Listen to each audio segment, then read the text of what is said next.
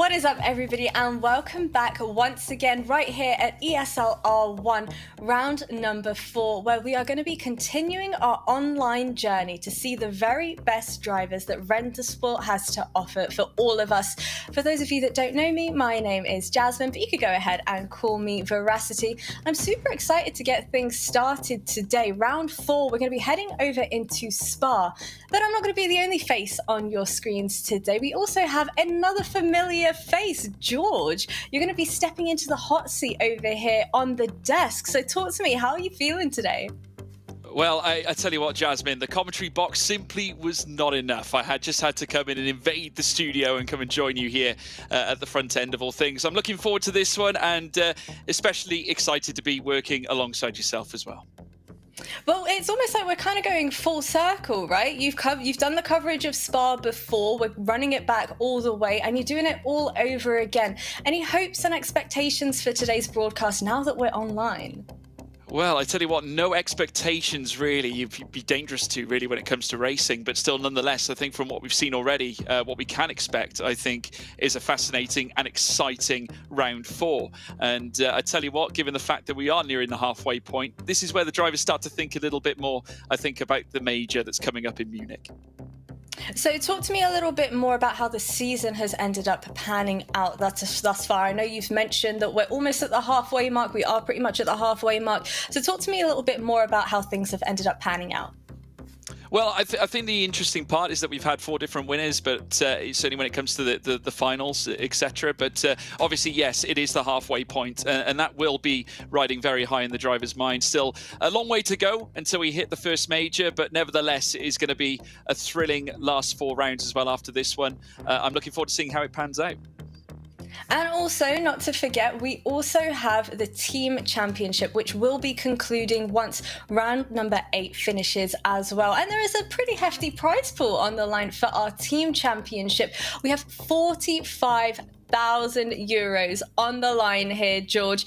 Do you feel like this is where, they pretty much say diamonds are formed under pressure? Is the main focus for our drivers now going to be primarily the team championship, or is there going to be more individual play coming into it where they're focusing a lot more on the individual driver championship? Well, I think definitely coming into an event such as this, it's so unique, the ESL R1 sort of pathway, should we say, into these drivers becoming greats. And definitely their first and foremost thought, I think, will be around their teams, obviously generating enough points to help their teams. But also there is that little bit of impetus for themselves as well. I mean, this sim racing competition is already stapled as one of the biggest ones in all of sim racing. So naturally, these drivers are all clambering to be the first ever, should we say, outright champion, and certainly I'm sure the teams have the same ambition. So I'd say that the ambitions merge somewhat, I would say. All right, well, I'm intrigued to see the performances we're going to get throughout today's broadcast, but this is not our first rodeo. We've also done round 3 previously, round 2 and round 1 as well. So let's go ahead and take a little bit of a look at our standings thus far. I'm hoping you could take me through how things are shaping up here. Yeah, absolutely. I mean, RHG have been in scintillating form. I mean, 334 points and well clear of Mouse as well, who you have to say have done absolutely stupendously in their debut season in sim racing. Team Redline, of course, 3rd. They've been a staple on the sim racing scene for such a long time, and no doubt we'll see them at the sharp end a little more often. Joshua Rogers obviously leading the way, but only a single point ahead of that of Yuri Toman, who has been brilliant as well. And Marcel Chinchik, who of course came off the back of a winning round previously in our quarter-final here at round 4, currently holding on to 4th, just behind the dark horse in my eyes, Kevin Ellis Jr., who I tell you what, he's always there or thereabouts, but I tell you what, I'd expect a lot more, I think, from some of the drivers further down. Luke Bennett in 8th, I wouldn't be surprised to see him further up either. Well, we also have the Drivers' Championship as well. More prize money on the line here, George. It's truly incredible stuff. We have a total of 225,000 euros on the line across both our Drivers' and Team Championship as well. So it's well and truly all to play for every single time we're racing here at ESL R1. So I'm super excited to get things started. But for the folks that might have only just joined us, let's have a little bit of a recap as to what you might have missed from quarterfinals 1 and 2. all of the drivers focused on getting inside the top 6 so they can go racing in the semi-finals on Monday night. It was a great start from James Baldwin there from 8th position as he would try and attack to get inside the top 6 on that race down towards the first corner. Mitchell de Jong going aggressive around the outside, but unfortunately it would not work. Jeffrey Rietveld dropping back a little bit on the race start behind Jakob Brzezinski as they would rise their way up this enormous 2-kilometre straight down towards Les Combes. Marcel Chinchik would lead the race. Gaiki Oliveira up to 2nd position, getting past Maximilian Benecke, who was trying to find his way back through but wouldn't risk it on the first lap, content with sitting in 3rd position. Marcel Chinchik content with holding on to the race lead. Switches down for 6th and 7th as Jakob Brzezinski was trying to fend off Jeff Rietveld, who was going around the outside of the first part of Les Combes, turned in a little bit too much into Malmedy, and out wide he would go behind James Baldwin and behind Mitchell de Jong as well. R8G would see victory, this time courtesy of Marcel Chinchik. A fantastic performance from the Hungarian, Mr. Consistency, across the line to take his first win in ESL R1,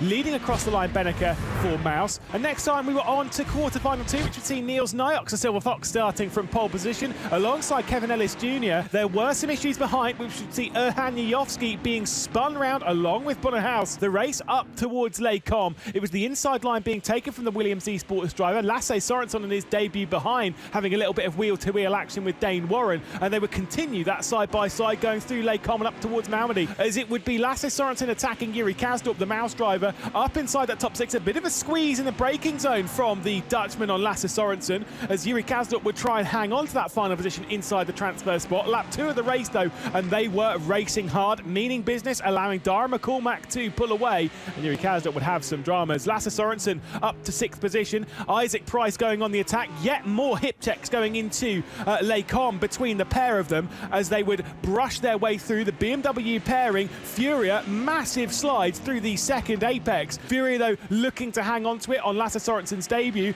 Niels Nyox though would cross the line to take victory ahead of Enzo Benito and Kevin Ellis Jr. Tommy Østgaard would take 4th position. Man, oh man, that was heartbreaking stuff there for Erhan Yovski, especially with that early spin over in quarter-final number 2. But speaking of Erhan, if you folks at home have some questions of your own for him, feel free to drop them in the chat because we will be having him live on broadcast very, very shortly.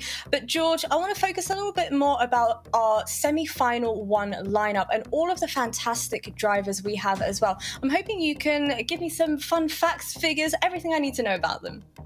Well, we definitely can. I mean, we alluded to Kevin Ellis Jr. Previously, obviously being in the sharp end in the Drivers' Championship. He returns here after a stellar P3 in quarter-final action. Marcel Chinchik, who has been the story pretty much here in round 4, obviously clinching as well the fastest overall time here at Spa-Francorchamps with a 2:14.406. He is going to be relentless, I think, coming into this semi. But also, Maximilian Benecke, of course, winner of our very first final at the LAN event in Katowice. He marks his return. Niels Nyox, of course, who was sensational, as we just saw in our quarterfinal action, as well as Enzo Benito, who was with him too. Joni Tormela is a staple for G2. Very, very good driver.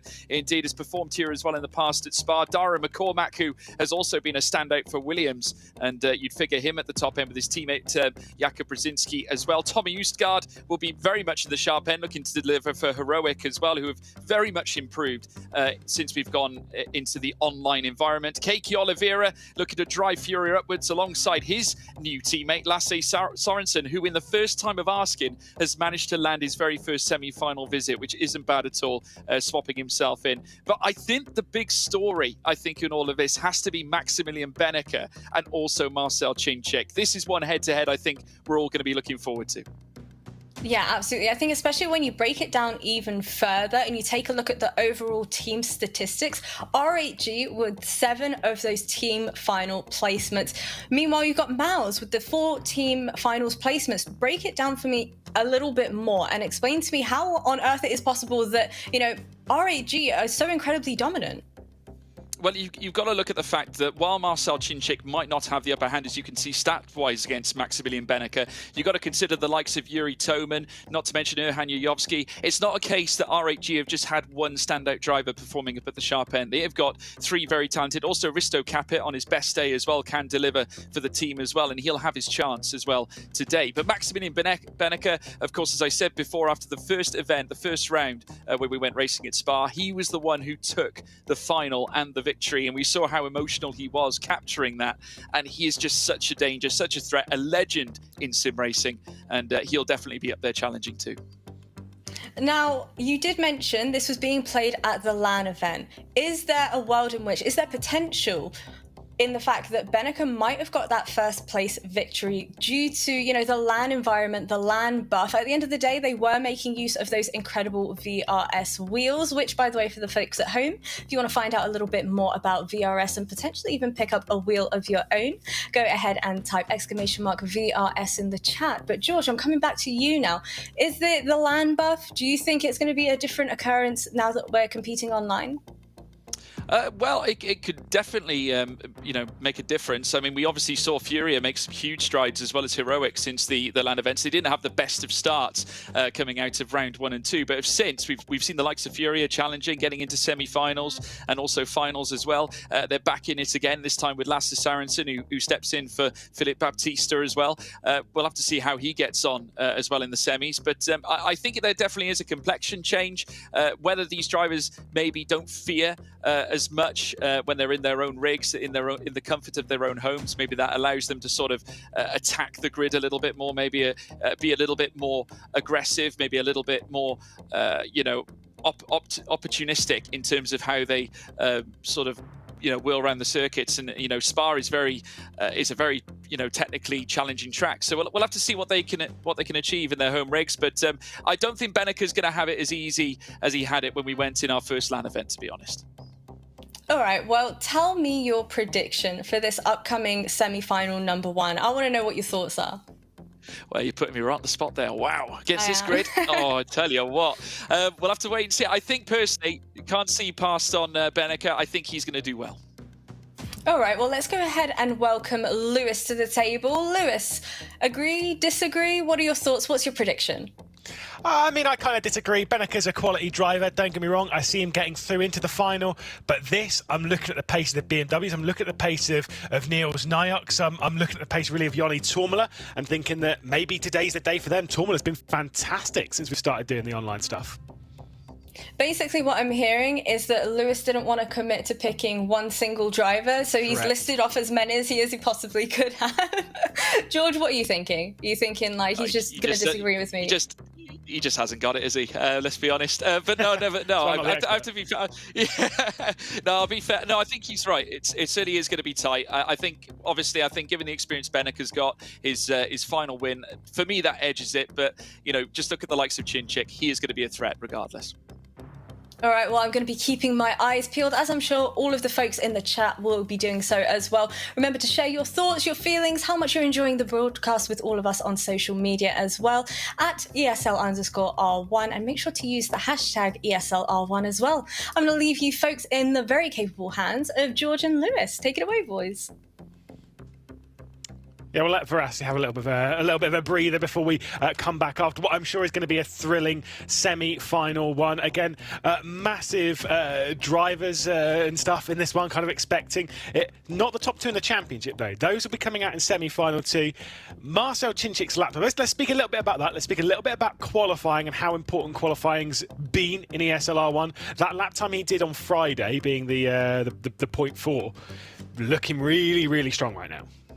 He definitely looks like a threat, and we have seen it time and time again, Lewis. With the likes of the qualifying lap times, if you can get yourself in that top 6 early on, it really can help. Obviously, the top 6 going through to the final out of each semi. Of course, that was the format. Well, it's the format that we've experienced all championship long, and these drivers know how important it is. And that is that if you qualify well, there's a very good chance you're going to make it through to the next round.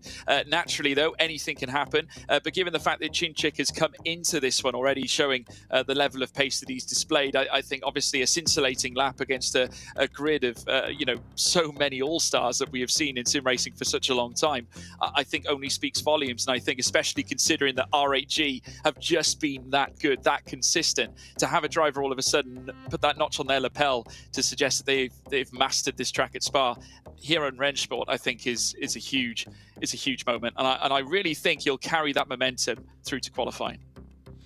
I kind of want to speak about teams that have been consistent, but unfortunately the other way. Consistently not where we expect them to be. And this leans more towards Heroic, who have only visited the semi-final once. That was in round 1 of ESL R1. That was back in Poland, back in Katowice. We didn't see them in round 2. We didn't see them online in that first round that we did online in round 3, obviously a few weeks ago. We have seen them this time, though, George. That's the important bit. Not only one driver, though, they have got 3 drivers in the semi-finals, 2 of which will be out in action in semi-final 1. Thomas Tattler and Tommy Usgaard being those 2. Really impressive turn of form for the team. It is, and also on top of that, it's those 2 drivers' very first semi-final appearance. They have yet to actually take part in a semi-final in this championship. So this is a huge step up here for Heroic, certainly turning the screw after what was no doubt a very difficult first couple of rounds in a LAN environment, which no doubt everyone knows that is such a pressure cooker situation, especially when you have people watching you from all across the arena. There was a lot of eyes watching those drivers in those rigs, certainly a lot of pressure. But now to come into this round 4, might be the case they're sort of settling into it. They've done it a few times now. They've come off the back of round 3. We're now here at round 4. There's another 4 rounds after this one before we then venture into the first major. Obviously, it's going to give them a lot more confidence to know, yes, we've done this. We know we can achieve it. We're now in the semi-finals. This is a huge boon of confidence. We've seen what it can do with teams like Furia. They bounce back straight away after round 2 by performing very well in round 3. And I get the feeling that the same can be spoken of for Team Heroic. They've got a great chance here this week. Let's kind of speak about their story a little bit as well. Heroic have kind of obviously joined into sim racing recently. Tommy Usgaard being the main kind of candidate for that, leaving the Porsche Coanda esports team in the very, very recent past, really. Taking a few members from that, kind of almost making his own team under the brand of Heroic and kind of pushing that. Usgaard's got a storied history in the world of sim racing. We've seen him towards the front of a whole load of championships over the last few years, and I think the best person to talk to us about Tommy Usgaard is probably Tommy Usgaard himself, who I think we might have a little bit of a video from him. Tommy Usgaard, 29, Heroic, Norwegian, 85, Le Mans Virtual in 2020. Any hip-hop or rap, maybe Lose Yourself by Eminem, Lewis Hamilton. Too many to count. I always listen to music for like half an hour and go for a walk. Yeah. Not many, but some. Combination. Become a world champion. I have no brain.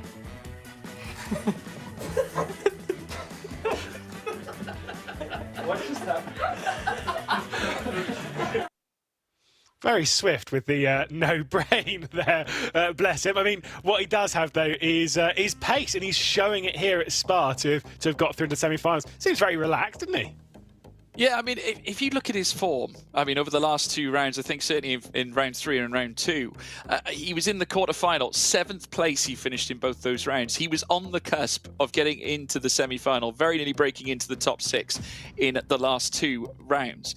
So that must fill him with at least a little bit of confidence. He's at least faster than some of the drivers that he's racing against, and no doubt just that one vital step is all that it takes to get through to the next round. He's done it here in round 4.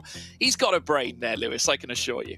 Oh yeah, he definitely does. He definitely does. Like I say, he's got the smarts. He's been in sim racing for a long time. He knows what he's doing, and he knows how to move a team forward. There'll be that little bit of hunger to go out there and really beat Porsche Coanda as well, especially considering they are also in Porsches as well. So there's a little bit of extra kind of like that want to succeed from them. Whilst we're here and whilst we're waiting for semi-final 1 to get underway, let's take a look once again at the 12 drivers that will be taking to semi-final 1. Of course, you've got the driver that is 3rd in the championship with Kevin Ellis Jr., one of only 3 drivers to have made it to all 3 finals thus far. A lot of pressure on his shoulders. Marcel Cinchik, the driver that set the fastest lap time here at Spa.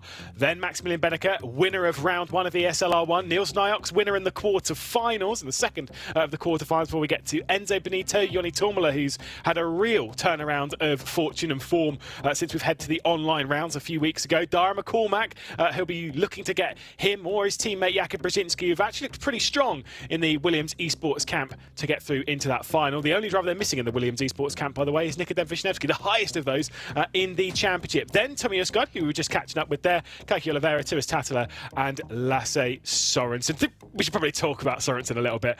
What an impressive, yeah, I mean, you were talking about it, you were touching on it a little bit earlier on. I've known Lasse Sorensen for in and out of sim racing for probably about 10 years. Mighty talent in the world of sim racing. He's been in sim racing for even longer than that, would you believe? But the ability to just step into a completely unknown platform, an unknown environment, and bam, already got the pace, already got the results in a team that is moving forward. Yeah, and you can do as much preparation as you like outside of the championship, but it no way prepares you for the championship itself. You know, there's a different feeling when you go into racing against some of these superstars. But, you know, it just seems to me that Sorensen is just taking to it like a duck to water, you know, managing to get himself into his first semi-final in his first round of trying. I just think he's brilliant. And I no doubt Furia are going to be thrilled with his already what can only be described as super efforts that he has delivered here in this ESL R1 series. And he really does have a bright future if he can carry on the momentum, you know, certainly challenge at the top end. He's got a teammate on his side here in this round as well.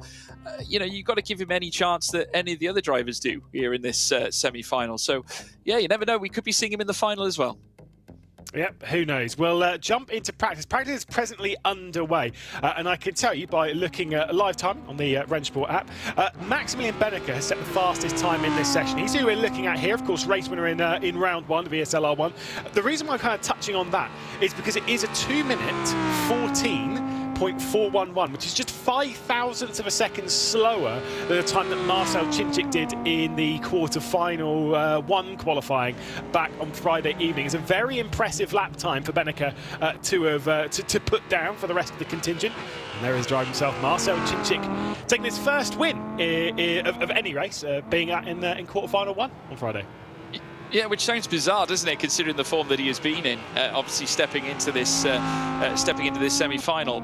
You know, he's always been at the sharp end. Very rarely has he missed a beat, really. I mean, RHE themselves, hence why they're now topping the team's championship, having the likes of Czincik, obviously Jojowski as well, who unfortunately didn't make it in this time. I mean, that was unprecedented in itself. But obviously, that spin heading out of La Source was what pretty much finished his round 4 at Spa. But no, Czincik definitely has been prominent. And alongside the likes of Yuri Toman, no doubt he can come back and even win again. I mean, I've highlighted this man as well, Kevin Ellis Jr. I mean, what a driver this man has been for Apex Racing Team. A third in the championship is phenomenal. And a man such as him, great character, isn't afraid to fight. He'll have a great chance certainly to deliver for them. And I tell you what, I look forward to seeing what he can do, Lewis. Yeah, they did have a slight practice session just before this, where I did note that Kevin Ellis Jr. did also do a 2-minute 14.4. Someone else who's done a 2-minute 14.4 in this qualifying session, in this practice session, sorry, is Niels Niox, the Silver Fox, or as we should now call him, Niels Niox the Grey. Thank you to the BS competition and the BMW Team BS competition squad for posting that one onto social media prior to us going live. I do like their teams are just they're okay with a bit of a joke about this. Yeah, you shall not pass, I believe the catchphrase is, Lewis. But yeah, we'll have to wait and see whether that will be the case when he makes his way out on track. I did actually drop a little tweet across underneath that.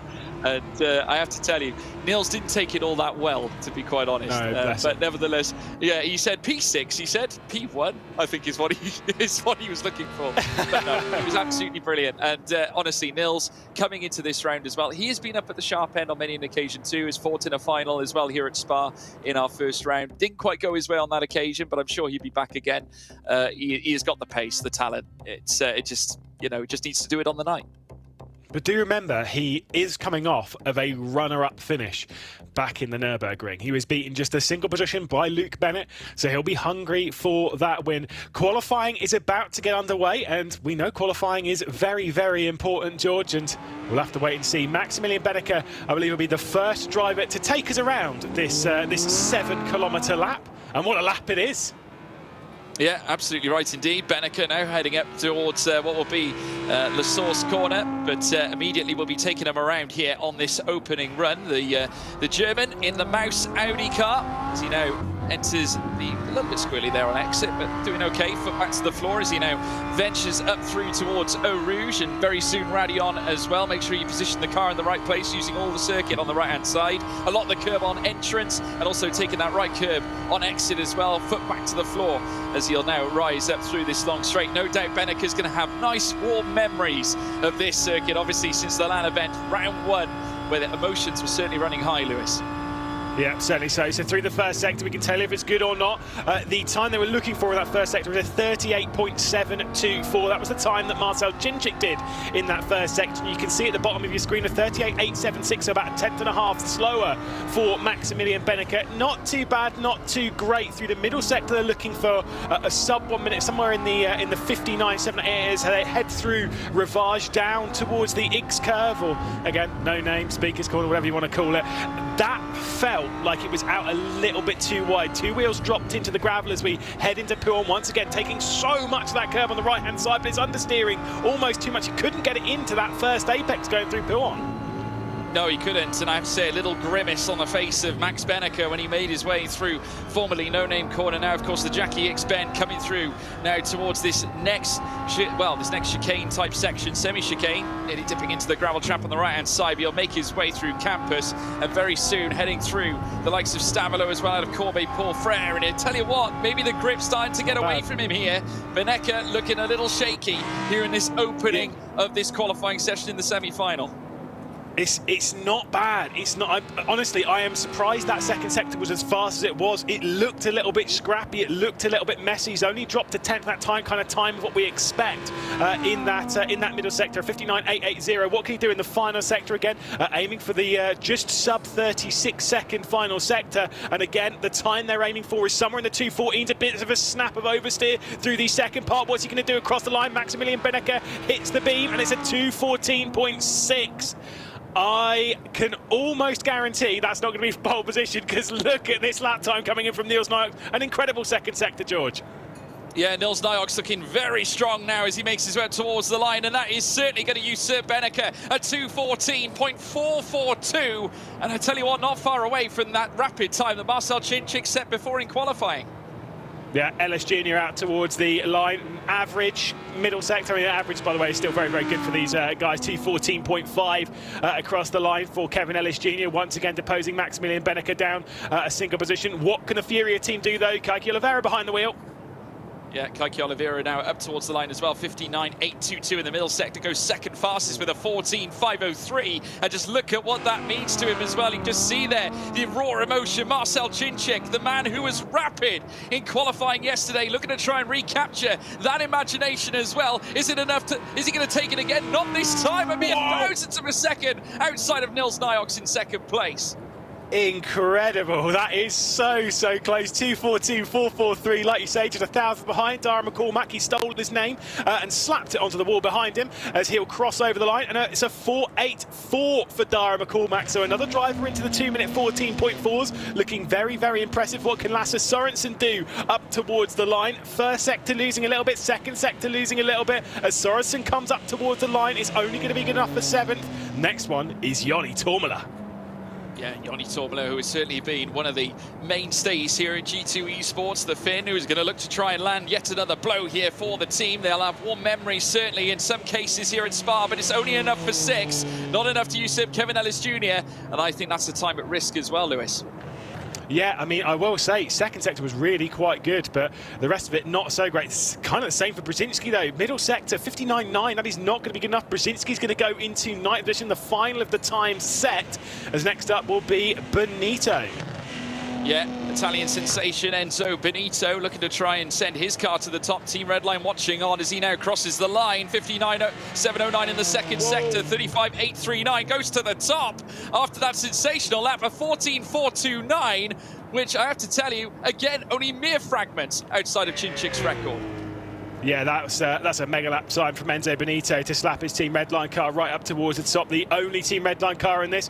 We'll get 2 heroics across the line. Simas Tattel is going to be the first of those, and it's a 14.546, which amazingly, a 10th off of the pole, but it's only good enough for 7th, which is outside the all-important top 6. What can Tommy Oscar do the final time of the session? We were catching up with him a little bit before we went into the session, and it is only good for 9th heroic looking for their first final. Well, they've got to do some work in the race. Enzo Benito, pole position. Well, I have to tell you, I mean, it was a scintillating showing. I mean, like I said, mere fragments away from Chinchik's big lap. But we're looking forward to seeing how he gets on in this race. I will say this for Heroic, not the worst qualifying session in the world. They're right on the cusp of that top 6. So still give them a chance. You know, there's still every opportunity when we go racing later on. And we all know how vibrant that fight is always for that 6th place, Lewis. Yeah, like I say, incredible stuff. Again, I'm looking at the times, looking at the sectors, looking at everything that you can get on the Rennsport app. I've said about it before, but you know, if you want to get yourself some of the live timing and stuff, it's all on the Rennsport app, and you can kind of see exactly what's going on. You can look through some of the previous results as well, which is how I put together a spreadsheet, which these lot have been very, very, very impressed by. Right, George? Right? Very impressed by my spreadsheet. My spreadsheet work. Yeah. No? Your spreadsheet was superb, Lewis. It has to be said. It was definitely a lot more colourful than mine anyway. mine was very boring. All I had was just mere grey and white and black lettering as well. But yeah, you put all colourful flags on yours. It looked stunning. I only wanted a pat on the back. Yeah, I went into severe detail for you. But yeah, no, it was a superb looking spreadsheet. But yeah, looking ahead now, obviously, Benito, scintillating time, and we can have a look at that starting grid as well, folks. Yeah, indeed. The starting grid, of course, coming courtesy of our partners in VRS. We can see exactly where everyone is lining up. Don't panic too much. That is from the quarterfinals where we had that starting grid. So everyone taking a bit of a breather. Don't worry. It is absolutely fine. There's a lot of races that happen in ESL R1. Just trying to keep us on our toes, making sure that we're doing our jobs properly, George. That's the important bit. Yeah, well, we saw it. We knew what it was all about. Anyway, we just like to throw a curveball your way, folks. Make you think a little bit before we go racing. But yeah, no, looking forward to it. I mean, naturally, Benito is in with a great chance of landing a huge blow. And here is the starting grid, of course. Benito out on top there. The Italian setting the fastest time ahead of Nils Nyox, who will join him on the front row after setting what could have been the pole lap. Marcel Chinchik, fresh from that fastest time in qualifying yesterday. He's now sitting in 3rd with Dara McCormack in 4th as well. Kaiki Oliveira sat in behind Marcel Chinchik and Dara McCormack with Kevin Ellis Jr. alongside him for Apex Racing Team. Thomas Tattler in his first semi-final appearance. He's behind those with Joni Tormela alongside him. 2 Finns together as they look to marshal their way on the 4th row of the grid. In behind them, we have Tommy Usgaard with Maximilian Benecke. Certainly not the best of times he would have wanted to set. No doubt we'll expect to see him at the sharp end. No doubt watch him fight through the field, folks. He'll have to push. Lasse Sorensen in his first appearance for Furia in this round 4. He is at the back end of the field alongside that of Jakob Brzezinski for Williams.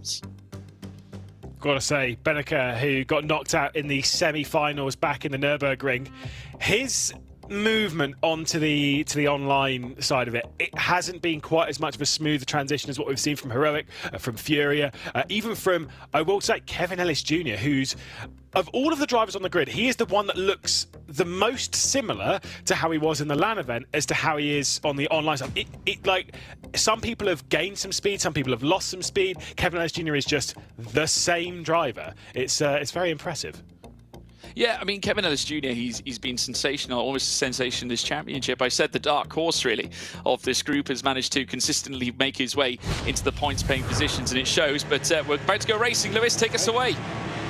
Certainly so. Enzo Benito starting from the pole position alongside, of course, the BMW M Team BS competition driver of Nils Nyox. They get racing once again here at Spa. Marcel Chinchik having a bit of a slower start from the 2nd row of the grid. Dara McCormack going on the attack in his Williams Esports car as they head down in that first corner. It's also been a slow start from Maximilian Benecke, dropping back a single position. It's a clean run down the hill on the race start. They all return essentially to their qualifying positions. Benito leading from Nyox, from Chinchik, from McCormack. How much side by side do we have into Erusian Rally on, George? Absolutely none.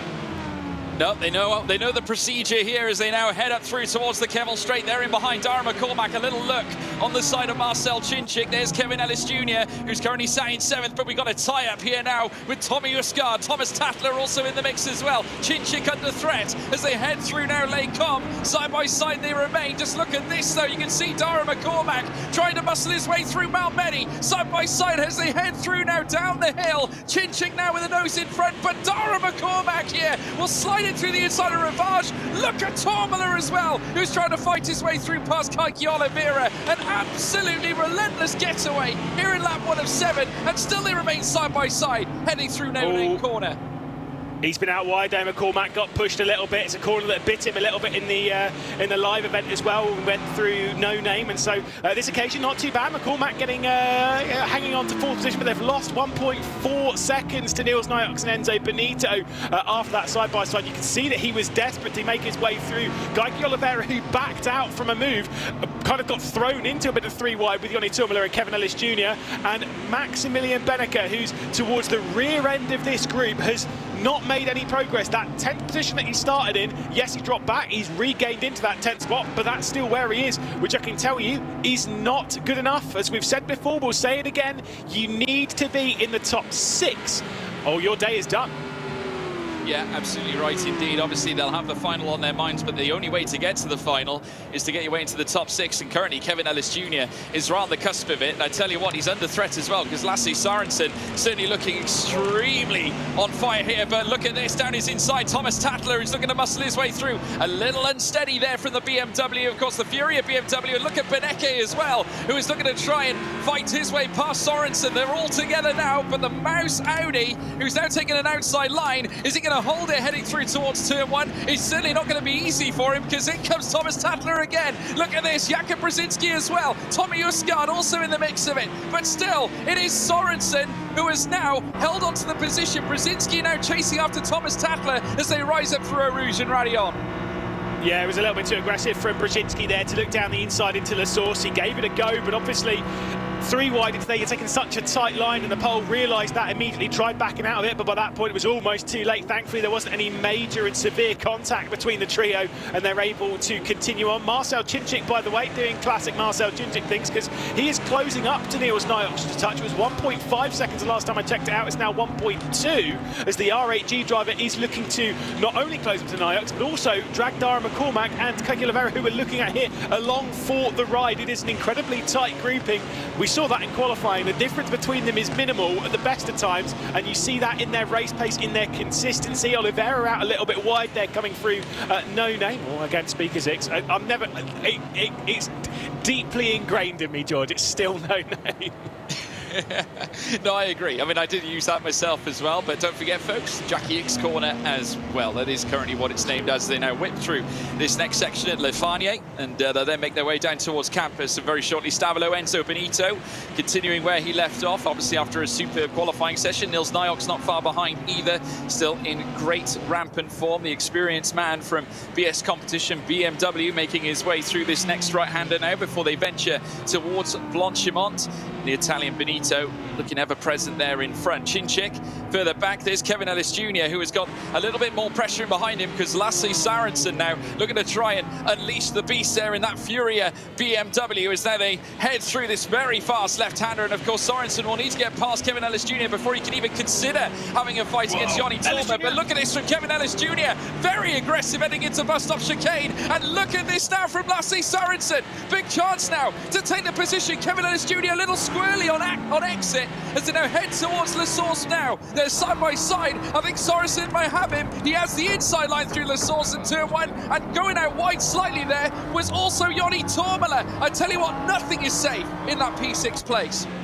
Yeah, a couple of bumps, bangs and weaves there. That was way too aggressive. Ellis Jr. I think he might have missed his braking, so taking a very tight line down into the bus stop and got thrown right into the side of Yoni Turmala. He won't be particularly pleased by it. It does seem as though Kevin Ellis Jr.'s got a lot of work on his hands to try and work his way up inside that top 6. You can see he's not particularly pleased driving there in Corby in the Apex Racing Team facility, as he still runs around in 8th position. Lasse Sorensen, though, trying to get around the outside for 6th position for that final transfer spot, and he's going to do it through Lake Com. That's absolutely sensational from Lasse Sorensen. Could we see 2 Furia cars into the final? I tell you what, that could be move of the round. I have to tell you, we got a little bit of argy-bargy going on further down with Benecke and Tommy Usgaard as well, who are coming side by side down through Rivage. But look at Usgaard now, who holds on. Certainly had to be slightly more aggressive, I think, just to fend off the approach from the Mouse the Mouse Audi, sorry, as they head now down through towards Puon. But going back to that move from Lasse Sorensen, the confidence that you have to possess in order to make a move like that, certainly here in the ESL R1 series. Remember, it's his first visit and it's his first semi-final as well, Lewis. Yeah, I mean, like I say, he's had his years of experience when it comes to his time in sim racing. He actually finished in 6th position in the quarter-final. Clearly he's done some work over the weekend because, you know, 6th position in the quarter-final would be essentially towards the back of this. Yeah, that's where you would expect if you were going to continue on that form. Alas, definitely not so. Sorensen is showing the kind of driver that he is. I mean, like I say, Sorensen they're a racing family. I mean, he and his brother have done quite a lot when it comes to sim racing or motorsport. I mean, Marco Sorensen's been all over the place in terms of motorsport. And again, it just shows because they click with Rennsport so well, and Lasse Sorensen's showing exactly the driver he is. Obviously, it's not done yet, though. We are approaching the end of the 3rd lap. We're heading on to 4 laps left to go. There is still plenty of time in this race for Tourmala, for Tattler, Ellis Jr., Brzezinski, Usgaard, or Benecke. Might be a bit of a long shot for him to get their way through into that final. Yeah, but that's the territory that Benecke's not really used to. Of course, being at the back, and he's still squabbling, I believe, with Tommy Usgaard as well. Both of them still side by side, but Sorensen, what an absolute storming opening to this race that he's had. Certainly the Furia car now with 2 cars up in the top 6, but it might not last too long though, because Joni Tourmala now sending it up through towards the Kemmel Straight. If he can get the run, you can just see there Sorensen diving to the inside just to sort of protect the racing line, so to speak. But now you can see the pace in that BMW, the 2 BMWs together as they make contact, heading up through now towards Lecom, coming through now very shortly towards Malmedy, and still with the inside line. Sorensen should be able to marshal the attack here from Tourmala, who loses the rear end slightly, and that could put him at risk though as they head down in towards Rivage. You can see there as well Thomas Tattler coming at his Junior. Oh my goodness me! Oh well, I'm not sure what to say about that. You can see there the Williams car also spinning off as well as Jakub Brzezinski, everybody. Incredible scenes. Yeah, I like me a bit of Kevin Ellis Jr., but I can almost guarantee that'll be a slam dunk penalty, as we can see a little bit of squeeze in there. That will be Joni Tourmala getting pushed off by Tommy Usgaard. There is Kevin Ellis Jr. in 8th position with the 1.3 second margin between Thomas Tattler and Lasse Sorensen. I don't necessarily see much happening in terms of switching for those kinds of positions. It might be some of those for the minor ones. It's a long drive for Kevin Ellis Jr. to catch up, 2.5 seconds effectively to get back inside that top 6. Unfortunately, for one of our drivers that's been through to all 3 of the finals in ESL R1, I'm not sure about the 4th. No, I'll tell you one thing's for sure though, that race director is going to be stepping right in that one, without any shadow of a doubt. That was somewhat of a hellacious send there from that of Kevin Ellis Jr., and I'd imagine they will. I think the punishment might be slightly extensive. Yeah, Lasse Sorensen though has been given a little bit of breathing space now. P6, the gap between him and Thomas Tattler now sits at 1.1 seconds. This is the replay, and there you can see there wasn't really a gap there, Lewis, was there? Let's be honest. Like I say, that might have been, I think this one as well, because we didn't quite catch this one on the broadcast. I mean, that you just pushed Joni Tourmala straight off the road there to Tommy Usgaard. So again, not great. The Kevin Ellis Jr. one, I think, like I said, that's the 2nd time that I think it seems as though he's missed his braking zone. It might be that he's just hitting his braking marker exactly where he knows it is, right? But obviously when there's a car there, you've got to brake a little bit earlier and carry the speed through the corner. You know, more about that apex speed, not just braking at your normal point and firing straight in. Probably just a misjudgment. Maybe the car's ahead of braking a little bit early. You've got to be ready for that though when your car behind. And yeah, unfortunately, I'm not sure that'll go down. That'll go down too well with race control. Maybe Thor's hammer will have to come down. Yeah, well, I absolutely right as well. Obviously, Tor is the race director here in the ESL R1 series, and no doubt he'll be taking an extensive look at that one. But I tell you what, we have lost 2 cars now towards the back. That, of course, being Joni Tourmala and Jakub Brzezinski, and the misfortune cloud seems to have flown above them here in this race. Lap 5 of 7, they're currently sat 11th and 12th in this field. Tommy Usgaard currently sat in 10th with Benecke, who managed to move up as a result. He's now up into 9th as well, chasing the fellow Audi of Kevin Ellis Jr. But now we've seen the cars make their way through. Enzo Benito still leads, half a second ahead of Nils Niox, who is having a superb race again. Marcel Cinchik also just holding on to P3 right now with Dara McCormack in 4th. And the two Furia cars, it has to be said here, Lewis, driving superbly. Keiki Oliveira currently sat in 5th, and Lasse Sorensen, as I said, first semi-final, first appearance here in the championship, and he's holding on to 6. I'll tell you what, Furia sending 2 drivers into the final, it bodes well for them. Yeah, it really does. I mean, obviously they did get into the final in the previous round, courtesy of Felipe Baptista. But again, their fortune seems to have really turned around on the online side of things. They seem to just be hitting the ground running, and having 2 cars moving through, it's just so impressive. Enzo Benito, of course, still got a couple of laps to tick off, but it would be his first final in the online round. He's got to the semi-finals on all occasions, but only got through into the final in round 2 of the championship, where he finished in 6th. Dara McCormack actually is looking for his 3rd consecutive final. Unfortunately, in the finals, he's not had particularly good results. No, but then I suppose that maybe accompanies the pressure I suppose you take on when you're in a final such as this. Obviously, you want to try and maximise your points finish as well, because obviously that's where you can get the maximum points in this championship. But you never know; it could be his day. We'll have to wait and see. But Benecke now, who's now trying to rise up through the field and obviously tackle out of Kevin Ellis Jr. He's not too far away from him, 4/10 to be exact. And Benecke likes a fight, though it might be a little bit too much to ask in order to catch up with Lasse Sorensen. That gap now still rather extensive, but now as they make their way through this next segment, still every point counts. And Benecke, who's going searching here at this point. We've got an update, a penalty received for Kevin Ellis Jr. due to reckless driving. So Tor's hammer has definitely come down on this one, Lewis. Yeah, that'll be Ellis Jr. sent to the rear of the field. I was going to talk about the penalty side of things, the slight updates again. We were talking about this last round, how there was some things that were changed in the online round versus what we saw in Katowice when it comes to the penalties. If they receive a time penalty, they don't just get it immediately.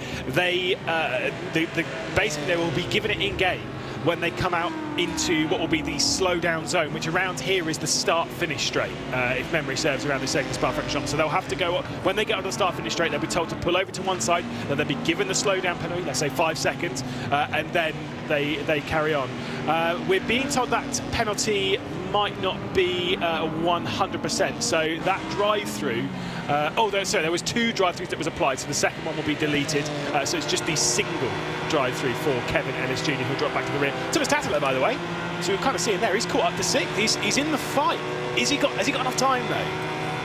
Well, they need to do something, because Heroic came into this one with 2 cars. You don't want to see 2 cars eliminated in the opening semi-final race, but now heading through towards the bus stop chicane, he's getting a nice full view of Lasse Sorensen's rear on that BMW. So they now head out through the bus stop, now heading towards what will be La Source on the final lap of this race. Lap 7 out of 7, folks, in the Finn.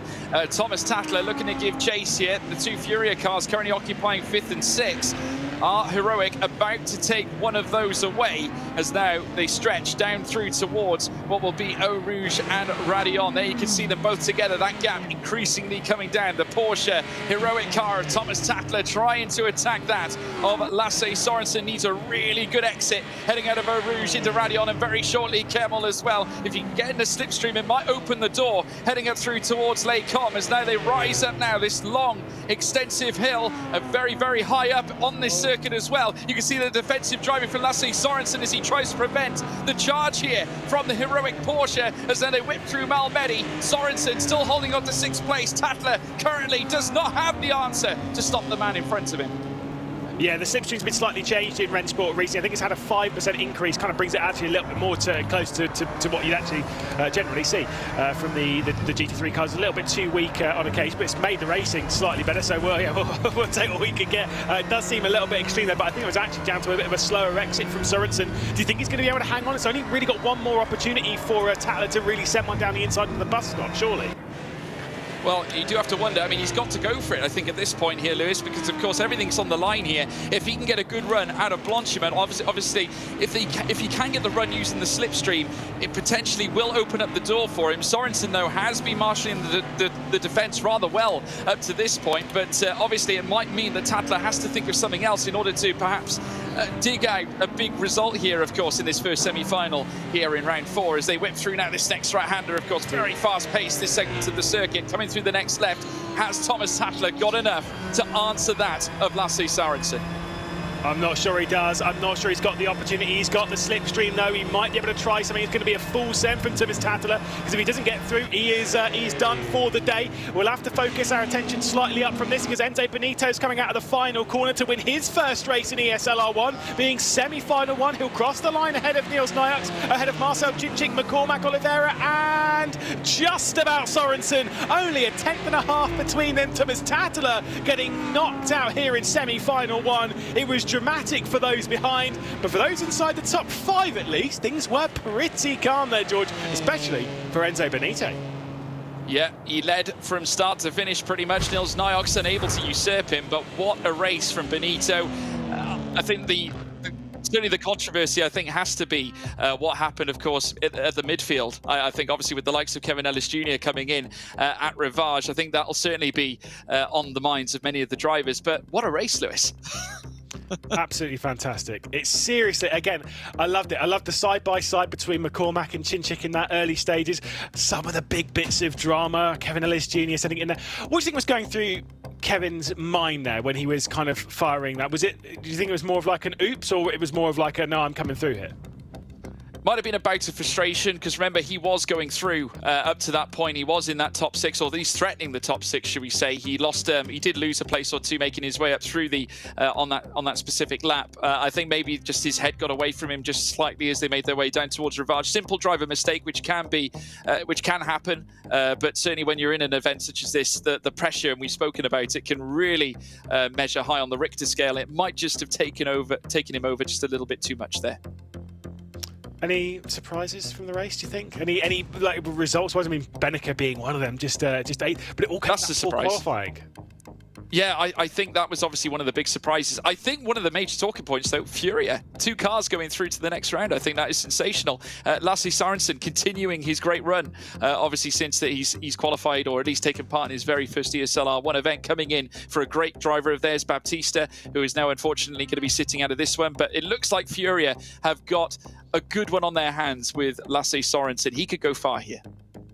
Yeah, certainly so. Well, I mean, you say go far. He's gone the distance. He's got his way through into the final. We'll take a look at highlights from the semi-final 1.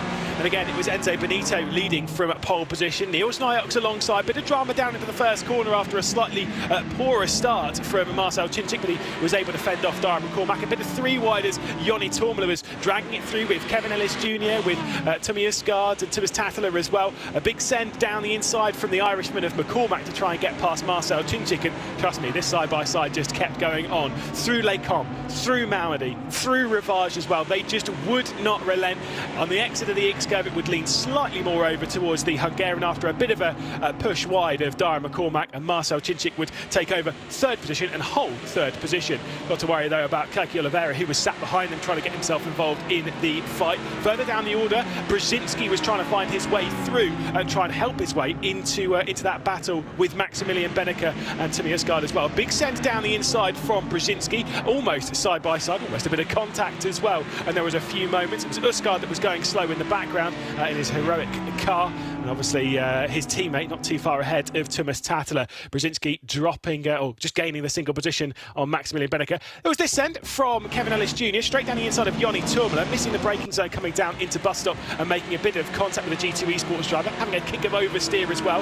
Lasse Sorensen involved in the fight, and this was all for 6th position. And it would just continue, breathless action throughout the race. Maximilian Benecke moving his way up from a 12th position, up a single one into 11th. The battle for 6th would continue, and this, George said it in the broadcast, I mean, probably move of the race, an absolutely sensational send from Lasse Sorensen to get around the outside of Joni Tormela and take over 6th position. It was absolutely incredible. Had to fight hard to defend it, a bit of side-by-side contact into Les Combes as Tormela was trying to fight his way back into the top 6, and again, then Tormela was having to look backwards. Unfortunately, though, there'd be a complete misjudgment from Kevin Ellis Jr., and there would be a few casualties from that. It would result in a drive-through penalty for Kevin Ellis Jr. for reckless driving, and then there would be this, Joni Tormela being sent off the road from Tommy Usgaard in their fights outside of the top 6 for those minor placings. But for the points-paying positions in the race, Thomas Tattler was throwing everything in the final moments of the race to try and make his way past Lasse Sorensen,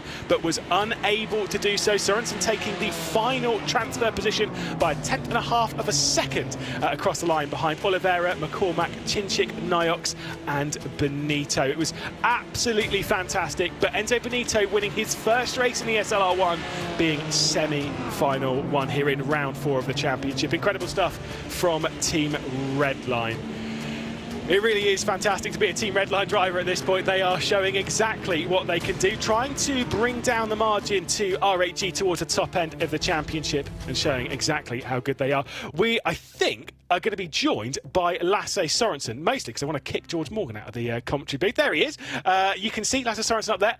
Talk to us about that race. Talk to us about those final moments and defending from Thomas Tattler. It looked pretty hard out there. Yeah, first of all, I'm always, at the moment, because I'm quite new to the game, struggling with qualifying. So I always start from the back of the grid. So it's a bit hectic to get up to P6 to get forward. But yeah, I managed to do some really good overtakes. Also, one on the outside into Les Combes was really awesome. And yeah, in the end, it was just about not doing any mistakes and make sure you get all the exit runs out of the corners to make sure he couldn't overtake. Now, Lasse, you've been in sim racing for ages, quite literally ages, even longer than me, which is impressive for quite a lot of people. Talk to us about like the differences between Rennsport and other simulators, and how you've kind of adapted and how you've had to get used to it. Yeah, I mean, obviously, I would say Rennsport, as far as it is right now, is a really good game compared to being in a quite early stage. I think. Also, when you compare to being in a real race car, it feels quite similar.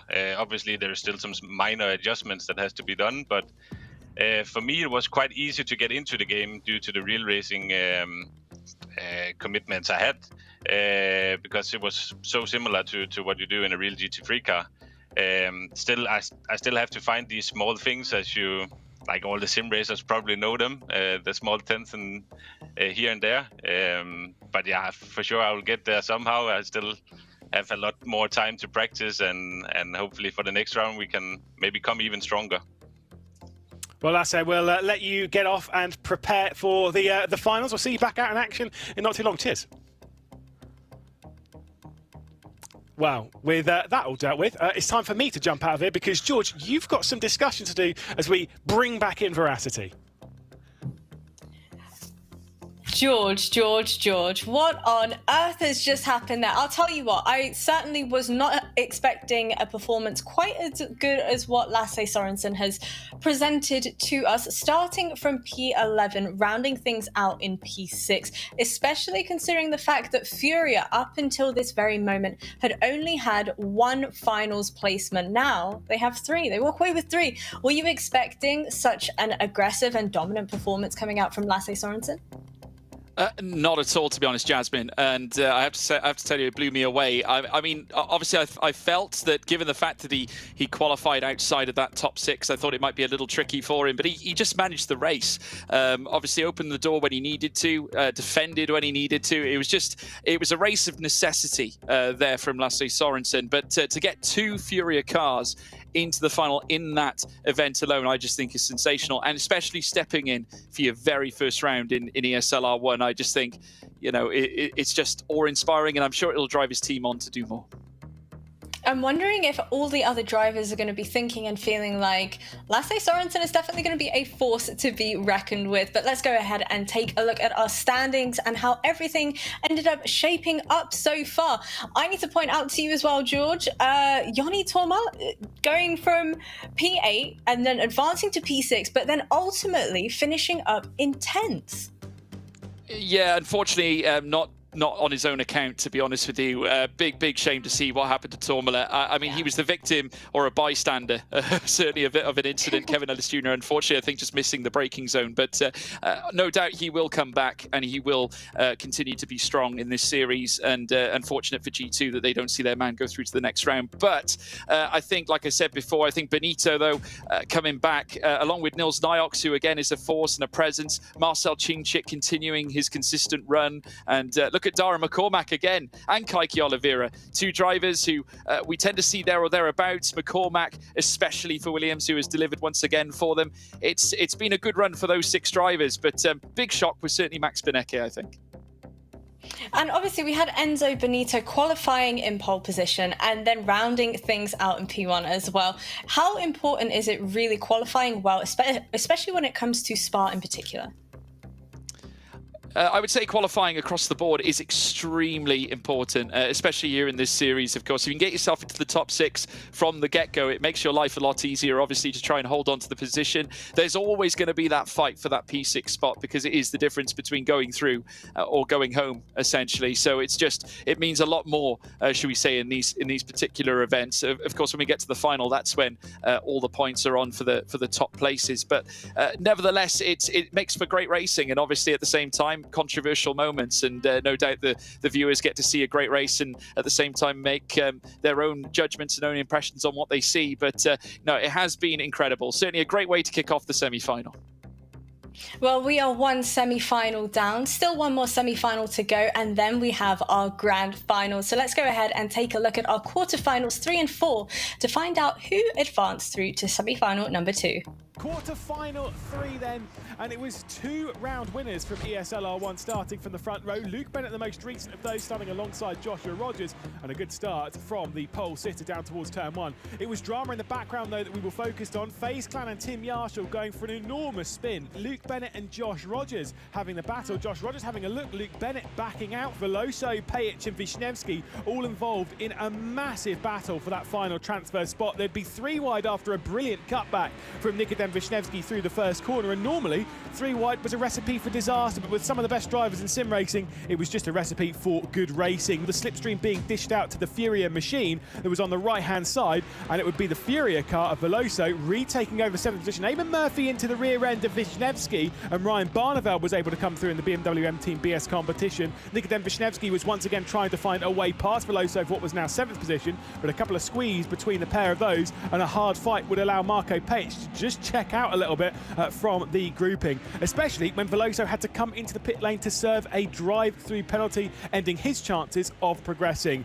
Josh Rogers continuing on his fantastic ways, taking another victory in quarter-final 3 as Rogers would cross the line ahead of Bennett, Fluke, Toman, Lerner and Pajic. And on to the 4th and final quarter-final. A great start from Dennis Schoeniger to move his way up 3 wide going down to the first corner to get inside that top 6. He would absolutely send it into the first, and there was a bit of side-by-side as Ulas Ozildirim was trying to attack for his way back inside the top 6 after being squeezed out wide from Jeff Diassi. Ibrahim Khan, also on his debut for ESL R1, was trying to get involved with BMW M Team BS competition, but he had to worry about Graham Carroll sending it down the inside and sending it straight into Jeff Diassi. Ibrahim Khan and Patrick Holtzman were also both involved in the mix, just coming through the middle of it, and then have a bit of contact on the return to the race circuit. Ibrahim Khan straight into the side of Patrick Holtzman, and then going for almost a little bit of a bonus spin, allowing Kevin Siggy to comfortably win the race ahead of Mikael Gala. Dennis Schoeniger up to 3rd after a fantastic race. Mac Backham, Ulas Ozildirim, and then Risto Capit across the line for RHG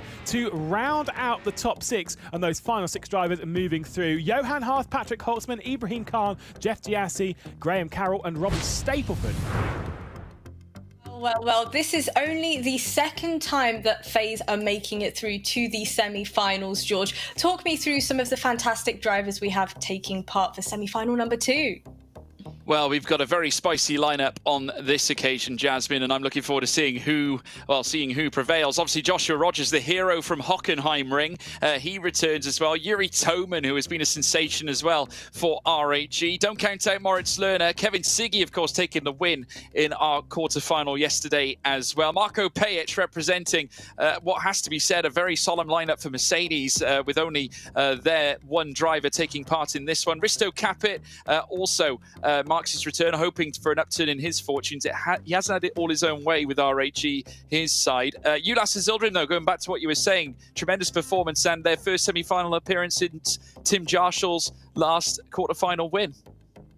You know what I'm like. I love my fun facts of the day. And every single team, aside from Heroic, have had at least one driver make it through to the final. So I feel like for FaZe, pressure is definitely going to be weighing in incredibly heavy on the shoulders as well. But one team that is definitely not going to be feeling as much pressure as FaZe might be doing so is Team Redline, George. And I believe we have two players in particular you want to focus on.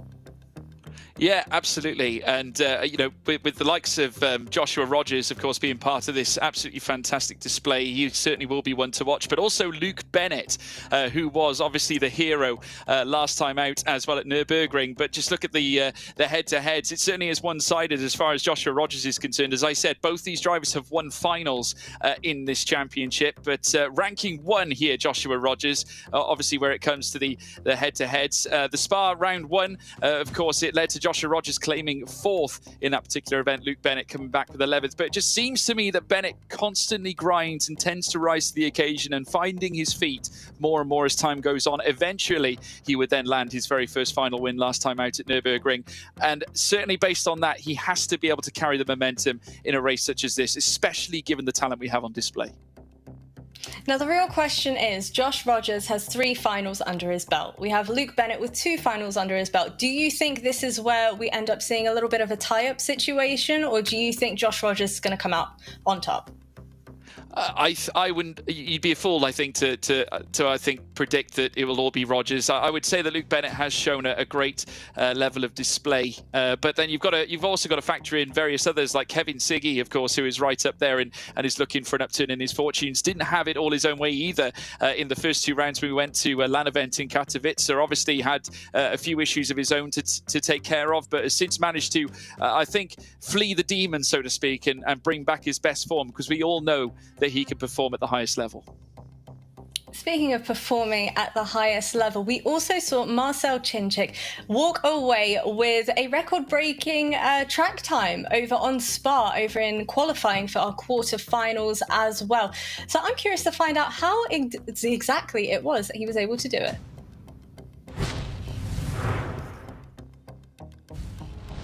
Well, let's take a look then around the circuit of Spa-Francorchamps in the hands of Mr. Consistent, the R8G sports driver of Marcel Chinchik. Here we go then, 7-kilometre circuit, 545 metres of which belong to this start-finish straight where all the races will begin, and that race down towards the first corner at La Source. Very tight corner here, tight hairpin, but it's so important. The kick of oversteer there's not too bad, but it is 2 kilometres until we get to the next braking zone. Until that point, you are absolutely pinned. Take a look at this, absolutely gorgeous through Eau Rouge and Radion, absolutely pinned. Just in 5th gear, coming over the crest and balancing it around about 250 kilometers an hour onto the Kemmel, straight as we head through the Kemmel curve and into the heavy braking zone of Lake Com. It's so far uphill though that you can brake so much later than you would normally expect, almost at the 100-meter point as we head through the first part of Lake Com, up and over the curves on the right-hand side and then on the left, and then into Malmedy. You can really attack the outside of here, almost dipping 2 wheels onto that gravel trap, and now we start this downhill section as we drop away, coming through Rivage or Bruxelles, however you want to call it, down into No Name, X Curve, Speakers Corner. Lovely corner when you get it right, horrible corner when you get it wrong, especially with that new gravel trap on the right-hand side. Down towards Piln, double apex left-hander, but you can really throw it in through this first bit, balancing the car just a touch on the oversteer, can get a little bit away, but also can pick up quite a bit of understeer towards the exit, hitting that second apex. Into Fania, or as I like to call it, Piff Baff. Find a slightly later apex for the right-hander, which will allow you to swing through the left nice and cleanly. Use the curb on the right-hand side on the exit before we get down into the braking zone of Campus. Really difficult corner here, 90-degree right-hander, but it's so important because once again from this point you are pinned for almost 2 kilometers, 1.51 as we depart Stavelot, heading down towards Blanchimont. Again, going up through the gears, making sure each shift is clean, maybe in the race checking in the mirrors, making sure that no one's going going for a move down the inside, and this incredibly fast left-hander, shifting up into 6th just before you get towards that apex, throwing it through Blanchimont, and then up towards bus stop. Probably primary overtaking opportunity on the second. You can really send one down the inside here as we head through the first curb, through the second curb at bus stop, and back out onto the start-finish straight to complete one of the 7-kilometre laps around the Circuit of Spa-Francorchamps, thanks to Marcel Chinchik. Indeed, but what better way to gain some extra insight than to welcome none other than Erhan Yoyovsky to join us on broadcast today. Erhan, firstly, welcome, and secondly, how are you feeling to be on this side of the broadcast? Well, I think I would rather choose driving now, but it's not too bad. Don't worry, we're going to take good care of you over here on the broadcast. But obviously, we've just seen the track guide for Spa in particular. And I need to ask you, after having previously finished in 12th position over in Katowice for round 1, do you feel like if that initial spin didn't happen in quarterfinals 2, you would have made it to the finals once again? Yeah, I'm very certain that without that spin, I would have been semifinals easily. Without a doubt. I know it's not ideal situation for you, but for the folks at home, if you have any questions you want to propose or send our way as well, and another reminder to everybody at home, go ahead, type them away in the chat as well. But George, I'm going to throw it over to you if you have any questions for Erhan. Yes, I mean, Erhan, your team at the moment are firing on all cylinders. You're top in the championship. Of course, it's a bit of a shame not to see you in these closing rounds, but you must have a lot of confidence in the likes of Risto, obviously your teammate Yuri Toman as well, not to mention Marcel Chinchik. They all look extremely fast around here. Yeah, we prepared really well for this round, so I think I'm pretty confident that we will see at least 2 drivers in the finals. I love it. Right, and great confidence. Who would you say is the biggest competition here for Yuri and Risto heading into semi-final number 2? I have to check the semi-finals. I'm not really sure who is in the second one, No but worries. We can come back and ask you that again a little bit later as well. No worries at all. But I'm curious to find out a little bit more about the team dynamic and the team as a whole on the side of RHG. So let's go ahead and find out. Or maybe you. Maybe I would be. Who knows? No. Maybe all of us can. Yeah. Maybe if they're German. Likely me. As most aggressive. Same. Yuri was the latest to come down right now to the... That was like a one-time thing. That's interesting. Erhan, because he's gonna steal the trophy, so. My tires are the hottest after a stint, so yeah. I need to work on that maybe still. Yuri. I think he has always the quality. He was the stuff. best. Like in tire preservation from all of us. The time management is quite like natural in this game. I could ban it. I think I'll be Marcel. Yeah, and don't on me. Yeah. He's keeping the pace for when it matters. Yeah. And chilling when it doesn't matter. Nicolauda said if he's not going in a hurry and not getting paid, no need to go fast. I don't think we have any of that with our car. We only have oversteer with our Audi. Yeah. Increase Him as well. Again, to compensate for speed, so I do other stuff. Data is cool. We have like a sheet with all the times and everything, and he's always updating like rankings of average times. We're gonna win! I gotta say, I absolutely love the very modest nature of everybody not wanting to say that, you know, they're the most confident or best driver out of your entire team. But Erhan, we have one of the questions from the chat in particular that was, are there any of the tracks that reward aggressive driving more than others? Yeah, I would say Spa rewards aggressive driving more than the other tracks. Compared to Nürburgring, here you could punish the tires more and lean on them a lot more compared to Nürburgring, especially because we had to save quite a bit more on that track. All right, and how about in terms of favorite tracks? Do you have any favorites that we might be able to drag some information out of you for? Spa was not my favorite, but so far it's not going too well. I hope next time we're here for the same track, it's gonna go better.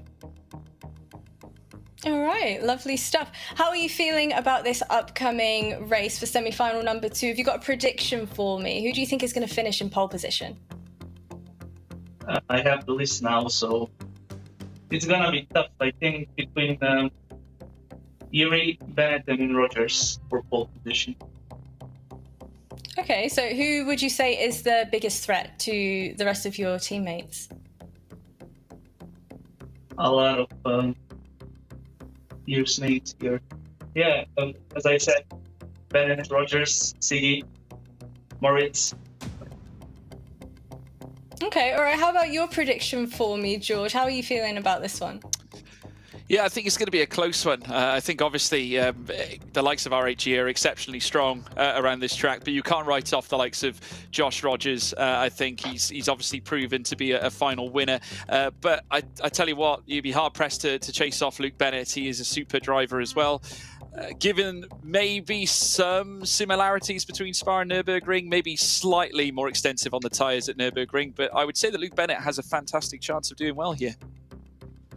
I feel like your predictions have yet to be correct. Am I right? Am I wrong? Did you do all right? Yeah, I think I would say you're somewhat correct, yes, because unfortunately Benecke took a bit of a nosedive in that last race. So yeah, unfortunately it didn't quite work out for me. So maybe you shouldn't listen to me too much. I know people were complaining that Lewis was having way too many drivers in his pool of who was going to finish in pole position. Complete question mark. So I'm going to put you on the spot as well here right now, Erhan. You're going to tell me who is definitely going to finish in pole position. We're going to get like a little bit of a tally going on and seeing who can get as many right as possible. Come on, Erhan, give it to us. I'll say Yuri will finish in pole position. I love that. I love that. I'm backing it all the way. Let's go ahead and welcome Lewis back once again. Lewis, what are your thoughts? Are you in agreeance, disagreeance? How are you feeling? And what is your prediction? Siggy's going to get pole position and win the race. There we go. Not going for like 3 or 4 this time, so Luca can't get off of me. I think Siggy's going to win. He did really well to win quarterfinal 4. I think he's going to be hungry for it. So, you know, he's also quite good at Spa. Erhan will know that better than most because he did beat him a couple of times in GT Pro around here, I remember correctly. Erhan, anything to say back to that? Can confirm. Can confirm. Well, what do you make of George's prediction? Do you think he's going to completely, you know, be eliminated from the running whatsoever? Me or Erhan? No, I think George is Lewis. always wrong. Ah, you're so nice. You're so nice. Erhan's always right, though. Yeah, usually. Okay, well, boys, I'm going to let you take it from here. It's time for semi-final number 2. Well, there we go. That's that dealt with. We're going to get ready for some more racing action. It's going to be fantastic, isn't it? I mean, after semi-final 1, so much drama, all of our predictions being out there. We know that as much as saying everything correct, like saying everything's one thing, being correct is a completely different beast, and we're normally not. Not that it's the commentator's curse. It doesn't exist. No. We're not even considering that, Lewis McGlade. But no, I think it's well and truly solidified that my prediction did not pan out in the last race. But obviously, looking ahead, I'm hoping that Luke Bennett can change my fortunes a little bit. But looking ahead to this one, Lewis, I think if we learned anything from the last race, I would say just be ready for anything. Certainly when it comes to Spa, I think obviously it was a shame to see Joni Tormula suffer the way he did. I was a bit disappointed for him for that one, and also for the Williams team as well, because they lost a man who was perfectly capable of fighting it out at the top end. But how about Dara McCormack's performance in that last one? It was superb, and we'll look forward to seeing how they get on later on. But now we've got to decide who joins them in this final round. Yeah, the Mercs again seem to struggle a little bit. McCormack doing really, really well to grab 4th position. His teammate Dennis Schoeniger actually did really, really well in the quarterfinals, in quarterfinal 4 to get 3rd position in that. So he'll be looking pretty strong along with another Mercedes in Marco Pajic. But again, leaning towards those RHGs, Yuri Toman's going to be fast. What I thought was most important to pick from semi-final 1 though was that it seemed as though a 2-minute 14, 14.4, which is like the really fast times what we're expecting. Honestly, if I'd be sat there being like, if I've set a 2-minute 14.4 in qualifying, I'm almost guaranteed to be comfortably inside the top 6, not in like 4th or 5th position. I'm going to be on the front row of the grid, 1st, 2nd, 3rd, and I'm just going to have to just cruise through the race and I'll be in that top 6. That was not the case in qualifying. It was much, much tighter to that.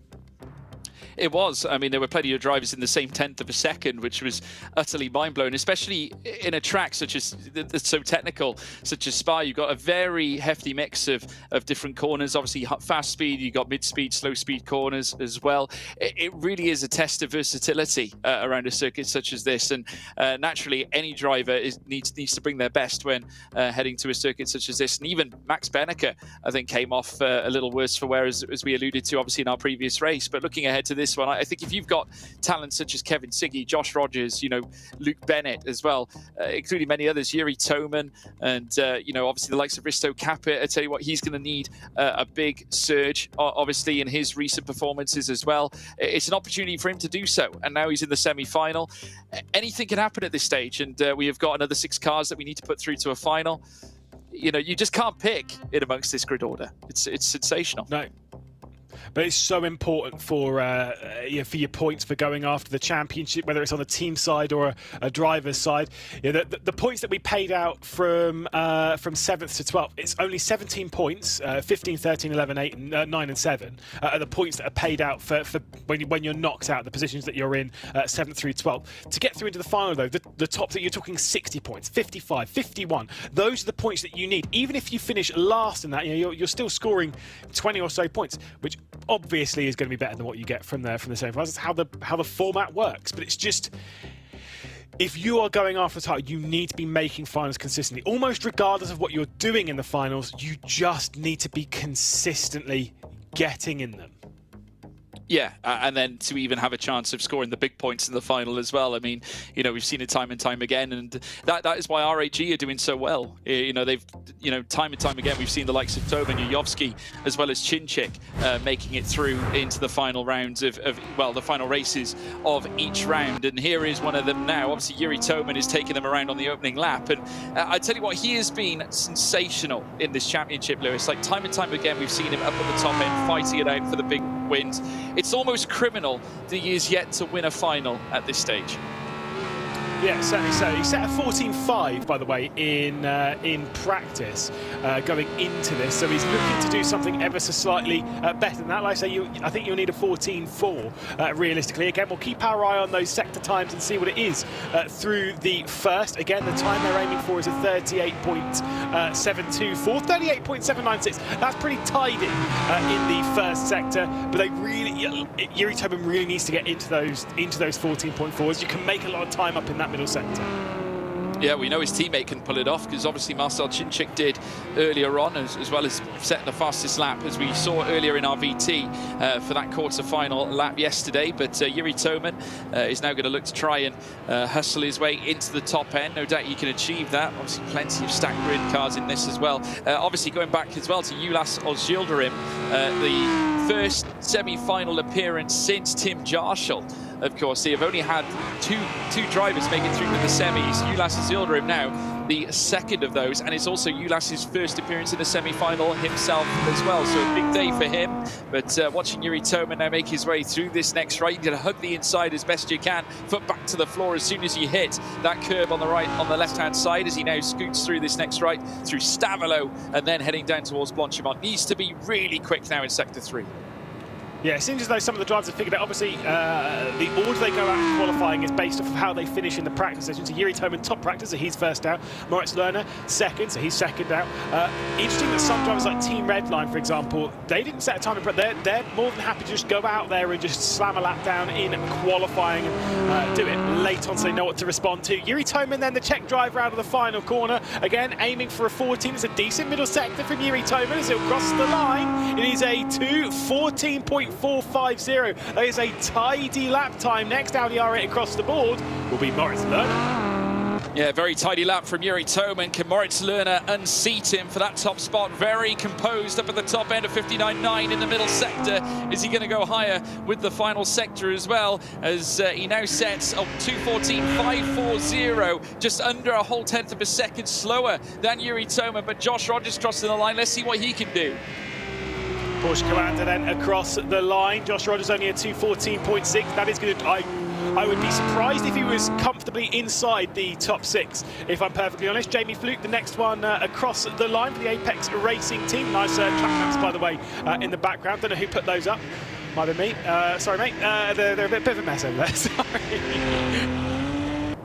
Brilliant to see. Matt Backham now heading up towards the line as well. Jamie Fluke going second fastest with a 2:14.534 super lap from him. Matt Backham only able to go 5th fastest. Risto Kapit now, can this man, the Estonian, turn his form around? He hasn't had it the easiest, and already that second sector time looking a little grim as he now heads up towards the line now. What's he going to finish it off with? We'll just see now as he crosses that line, 36 in the final sector at 2:14.915, and that will not trouble the top end. Decent middle sector from Dennis Schoeniger considering the Mercedes, so across the line it could be good for Schoeniger to move up into the top 4 at least. It's not going to be, only 6th at 2:14.677. Looking like we've got a slower qualifying session here in semi-final 2. They're not quite making the most of it as what we've seen. Marko Pejic will be the next one across the line in his Mercedes. Yeah, Marko Pejic, the sole Mercedes here, goes 5th fastest with a 2:14.623. Not a bad time, puts him in the top 6, but I'm sure he would have wanted more. But we'll very shortly see Ulas Ozyildirim make his way through as well. He's about to cross the line. His middle sector, a lot better. Oh, second fastest for the phase driver. Brilliant. You just see his instant reaction. Let's go, he says. Ulas Ozyildirim, second fastest, and that's a front row space. Go. Here we go. What is Kevin Siggy going to do as he crosses the line? Oh, it just misses out 18 thousandths of a second behind Yuri Toman. That was an absolutely superb lap time from Ulas Ozyildirim. Should be very, very impressed. Here comes, though, round 3 winner Luke Bennett across the line. It's looking really good in that second sector. And it's the first 2-minute 14.3 that we've seen. It's a 2:14.392. Absolutely sensational from the round 3 winner. Wonderful stuff from Luke Bennett at 2:14.392. What a lap. Mikael Gala is going to look to try and join them as well. 8th fastest for the heroic Porsche, but it's going to be Team Redline. It's going to be Luke Bennett. He's your fastest man, folks.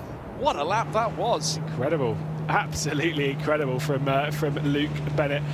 So again, the failure from me to predict. I mean, I'll give it to you.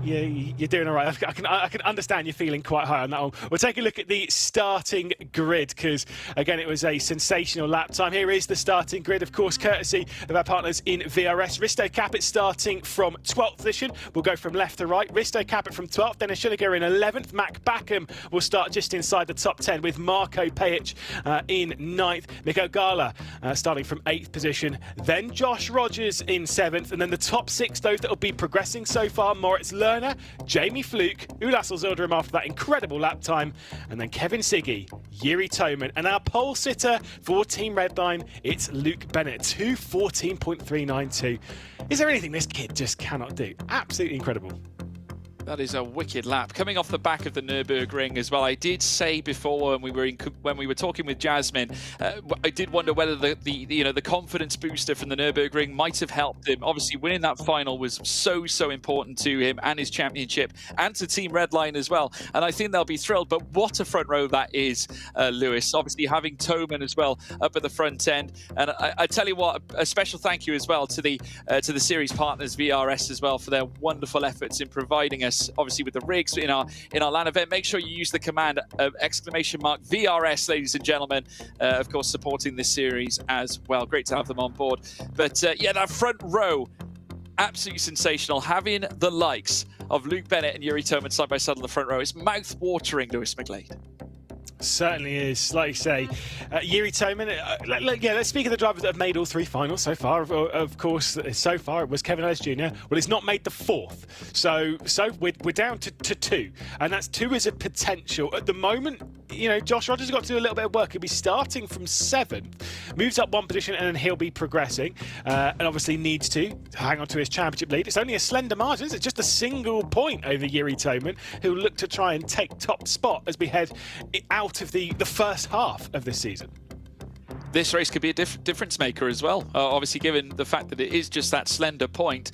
So this could be the turning point, should we say, as to who takes the top spot in the championship. Obviously Spa, as we've said time and time again, provides opportunity, but at the same time a crisis for some drivers as well, as we saw in our last race as well. So it's a case of risk. How much do you risk, you know, in order to get the rewards? We'll have to wait and see. But given the fact that we've got such an incredible lineup for this semi-final too, I'm personally looking forward to it. Can Toman take the lead is what I'm wondering. Obviously making his way down towards La Source. He does like this circuit. He's performed well here before. The Audi seem to perform well here as well. So we'll see. I mean, obviously the Apex Racing team, I think Jamie Fluke has also done a great job as well. His qualifying lap was equally as brilliant. Yeah, and of course, you know, Jamie Fluke did get through into the final in round 1, finished in 10th position. Looked to try and do something very, very similar, especially considering that you know, his teammate that was 3rd in the championship coming into this, Kevin Ellis Jr., is not making it through to the final. He needs to represent for the team. And if you want to know how close that team is, I mean, Jamie Fluke is in 1 rig, and then behind him is Kevin Ellis Jr. Behind him, and then slightly off to one side is Kevin Ellis Jr., his teammate. Let's see what he can do in the race. Then we'll slap the laps back onto the board, and we'll go racing in Spa once again, as it is a fantastic start from our pole sitter of Luke Bennett. But look at this from Siggy straight down the inside of Jiri Toman, heading into the first corner. He's trying to attack to make it a team red line 1-2 as we head down the hill out of La Source. Again, all the side-by-sides in the background. I think Jiri Toman might have to lift out of this one. There is Bennett, your race leader. Then it is Siggy, so he has moved up into 2nd position. Jiri Toman down to 3rd, then Fluke, Ozilderim, and Moritz Lerner still keeping Josh Rogers at bay, George. Yeah, Luke Bennett getting off to a great start, but so did Kevin Siggy. Red line now, 1 and 2, but look at Toman, he's getting the toe up through towards Lecom as well, but look at the red line cars, that defensive wall they're providing against the force of RAG. Yes. Jamie Fluke as well going side by side as well with Ulas Azildarim. Look at Joshua Rogers looking to break into the top 6, can he do it? Lerner says no here at this point here on lap 1. Still it's Bennett in front, Siggy in 2nd, Toman in 3rd, and there you see Joshua Rogers constantly knocking at that door, but Lerner is failing to answer here. Yeah, certainly so. As again, we're seeing them fly their way through. Got to be said for you know, for Jiri Toman, he's got no real needs to kind of make that move. But then as we look for Rogers and Lerner, there's something about me, as a massive sim racing fan, there is something about how these are the very, very best in the world of sim racing that just really gets me. Moritz Lerner and Josh Rogers have been at the absolute peak of sim racing for such a long time. Seeing them once again going wheel to wheel, this time for 6th, there's a crash in the background. That's Mac Backham and Risto Capit that have had massive dramas for RAG and Porsche Commander Esports. Yeah, not great at all. Obviously, Capit coming into this round, obviously, he hasn't had the easiest championship run. Obviously, he's seen his teammates performing so brilliantly. Toman currently sat in 3rd as well for them. Obviously, he'll be joining Jinchik in the next session of competition. That, of course, be in that final round as well. But there's Joshua Rogers still ever quick, heading through the Blanchimont corner. Might have a chance to open up the door here on Moritz Lerner, heading in towards bus stop. You can see that Lerner defending to the inside. Oh, my goodness me! A tap there from Marco Pajic. They came together at bus stop. Again, maybe a mismatch in the braking zone. And Mac Backham now towards the tail end. He's got Josh Rogers with him. Heartbreak here for Porsche Coanda. Yeah, and Pajic is dropping back. I think he's going to try and let Rogers come through. But for Porsche Commander Esports, there is surely no chance of them progressing now. Rogers down in 10th, Backham 11th. It's a big shame for the Porsche Commander team, but that is sometimes how the cookie crumbles. The top 6 almost being set and almost being secure, depending on how greedy they get. Does Azildarim want to get past Jamie Fluke? Does Lerner want to do so as well? Let's see if the Turkish driver for FaZe Clan will do anything right now. He's not. He's going to sit behind Fluke. That is the wise call. Don't allow Dennis to get any chance of getting his way into the final. Could this be Lasse Zilderim's first final on top of his first semi-final? That's what you've got to ask yourself. Jamie Fluke currently in front of him, and in behind you can see as well Moritz Lerner still very much in the fray as well. Dennis Schrödinger currently sat in 7th with Mikkel Gala just in behind. I tell you what, the order is all changed up now. Joshua Rogers, though, fighting his way through, now up into 9th place, with Marco Pejic now reduced down into 10th as well. But Lasse Zilderim running a great race right now, just needs to hold it together, hold his position in between Jamie Fluke and Moritz Lerner. If it stays like this, FaZe are going through to a final. Yeah, and that would be amazing for we spoke about the history that was made when Tibiashul made that history, of course, on day 2 in Katowice when he took the very first win in sim racing for FaZe Clan. And again, it's kind of one of those teams that they've got a lot that they can prove, they've got a lot that they can do. Let's see this once again. So it was just a complete misjudgment from Marco Pejic straight into the rear end of Josh Rogers. Now, considering in the previous race that was a drive-through penalty for Kevin Ellis Jr., maybe they'll be a little bit more lenient in the sense of Pejic did give some of the track position back to Rogers and stuff. But, I mean, that's not really going to matter that much when it comes to that. I'd be surprised if it wasn't a similar penalty. Yeah, no, I think that's a relatively similar incident, only in a different part of the track, really, at this point. And I tell you what, it doesn't help the cause that Mercedes are looking to chase, because Marco Pejic coming into this event, obviously the only car in this semi-final, and now it looks like they're not even going to have a representative in the final. In fact, the Mercedes themselves, Dennis Schrödinger, the only other Mercedes is currently in the precipice of getting into the top 6. We've got confirmation Marco Pejic is to receive a drive-through for reckless driving, Lewis. Yeah, like I say, when you account for it to be similar sorts of driving as to what we saw in the previous race from Ellis Jr., it made sense it was going to be a drive-through, pretty much a slam dunk. I don't think Pejic will be surprised by that at all. You know, he's got a wise head on his shoulders. He'll know it was just a mistake. It was, to be fair, Rogers will as well. That there was no malice in there. It was no want to send it down the inside. It was just a misjudgment in the braking zone. Unfortunately, that doesn't matter. When you're playing for this kind of money over the championship, those things hurt, and it's put Rogers onto the back foot for Porsche Grande. Pejic will drop back into 12th position. I'm pretty sure that is where he'll finish in this race, unless there is somehow even more drama over the horizon, which, to be fair, I wouldn't be shocked with the ESL R1. It's what makes it so good. Yeah, absolutely. I mean, it delivers time and time again. We're only on lap 3 of 7 as well, so plenty more to come. Lasse Zilderim currently locked in behind that of Moritz Lerner, driving a superb race. I tell you what, if the Turk can find his way through to the final, he will be thrilled, and no doubt FaZe will be as well. Bear in mind, he was ahead of Moritz Lerner, who has incidentally taken that place back, so Dennis Schrödinger now needs to try and close up to Lasse Zilderim now. Obviously sat in 7th place, so it's all on Schrödinger.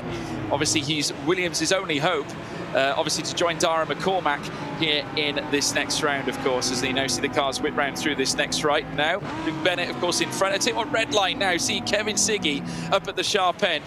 Has the hoodoo broken away now, Lewis? Do you think Kevin Siggy can now return to his best form? Yeah, I think there was something about watching him in the quarterfinal. He's been on and off with Rennsport, but it seems as though he's finally found it. He's finally clicked. I'm going to say I don't think he's going to win this race, because I don't think he'll go for it as much as he does love winning. I think, again, the wiser call is to allow Bennett just to tick it off. Maybe he'll go for something if he's close with a couple of laps left to go. But realistically, I'm not sure. And I have been just messaged saying, am I changing my opinion? No, I'm sticking to my prediction. I'm sticking to Siggy. But right now, I'm just not seeing it. So I'm kind of changing it, but not really. I just don't want to be wrong, George.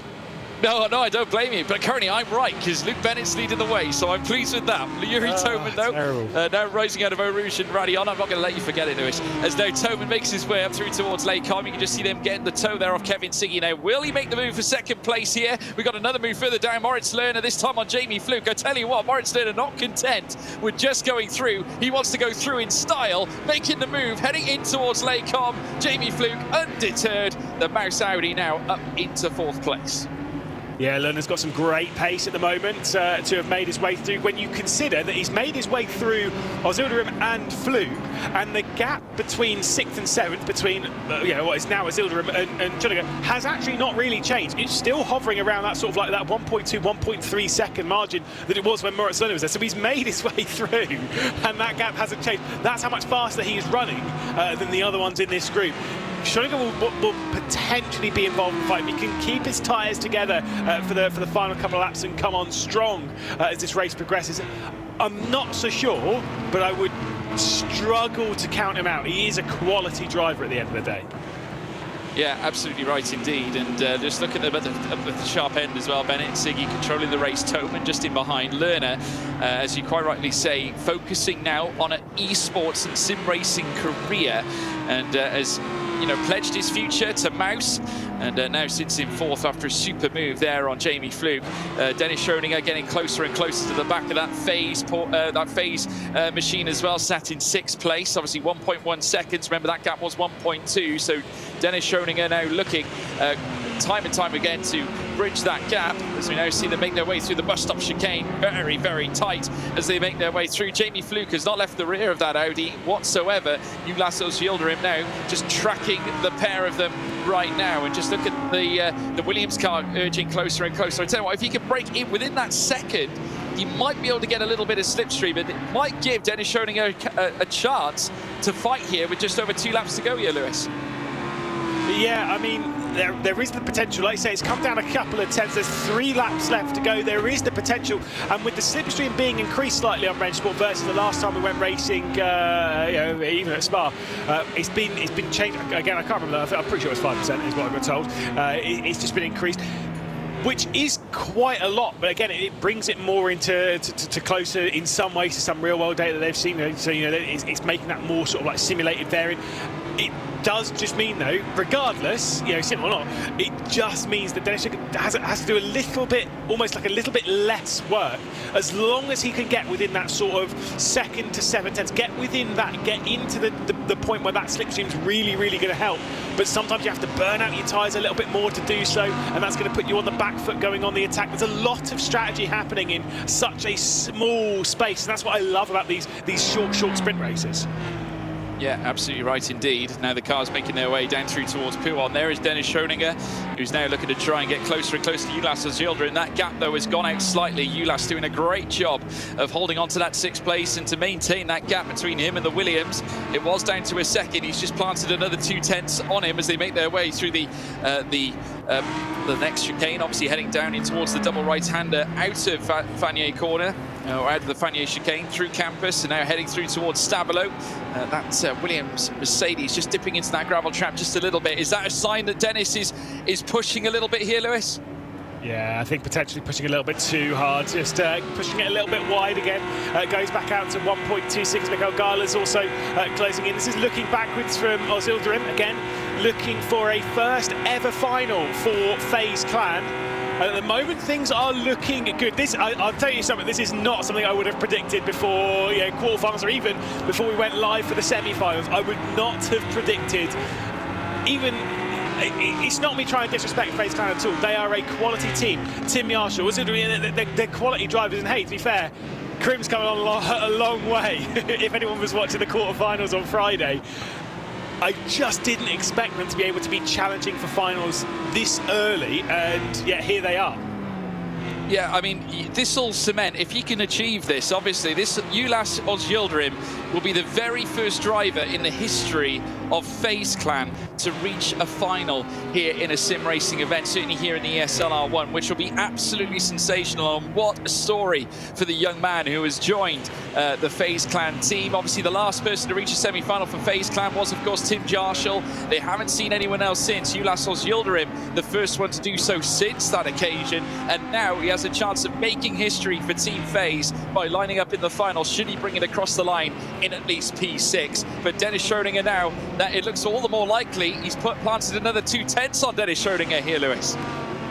I did see a little poll in the Twitch chat with whether Dennis Schoeninger was going to close in on Ulas Yildirim.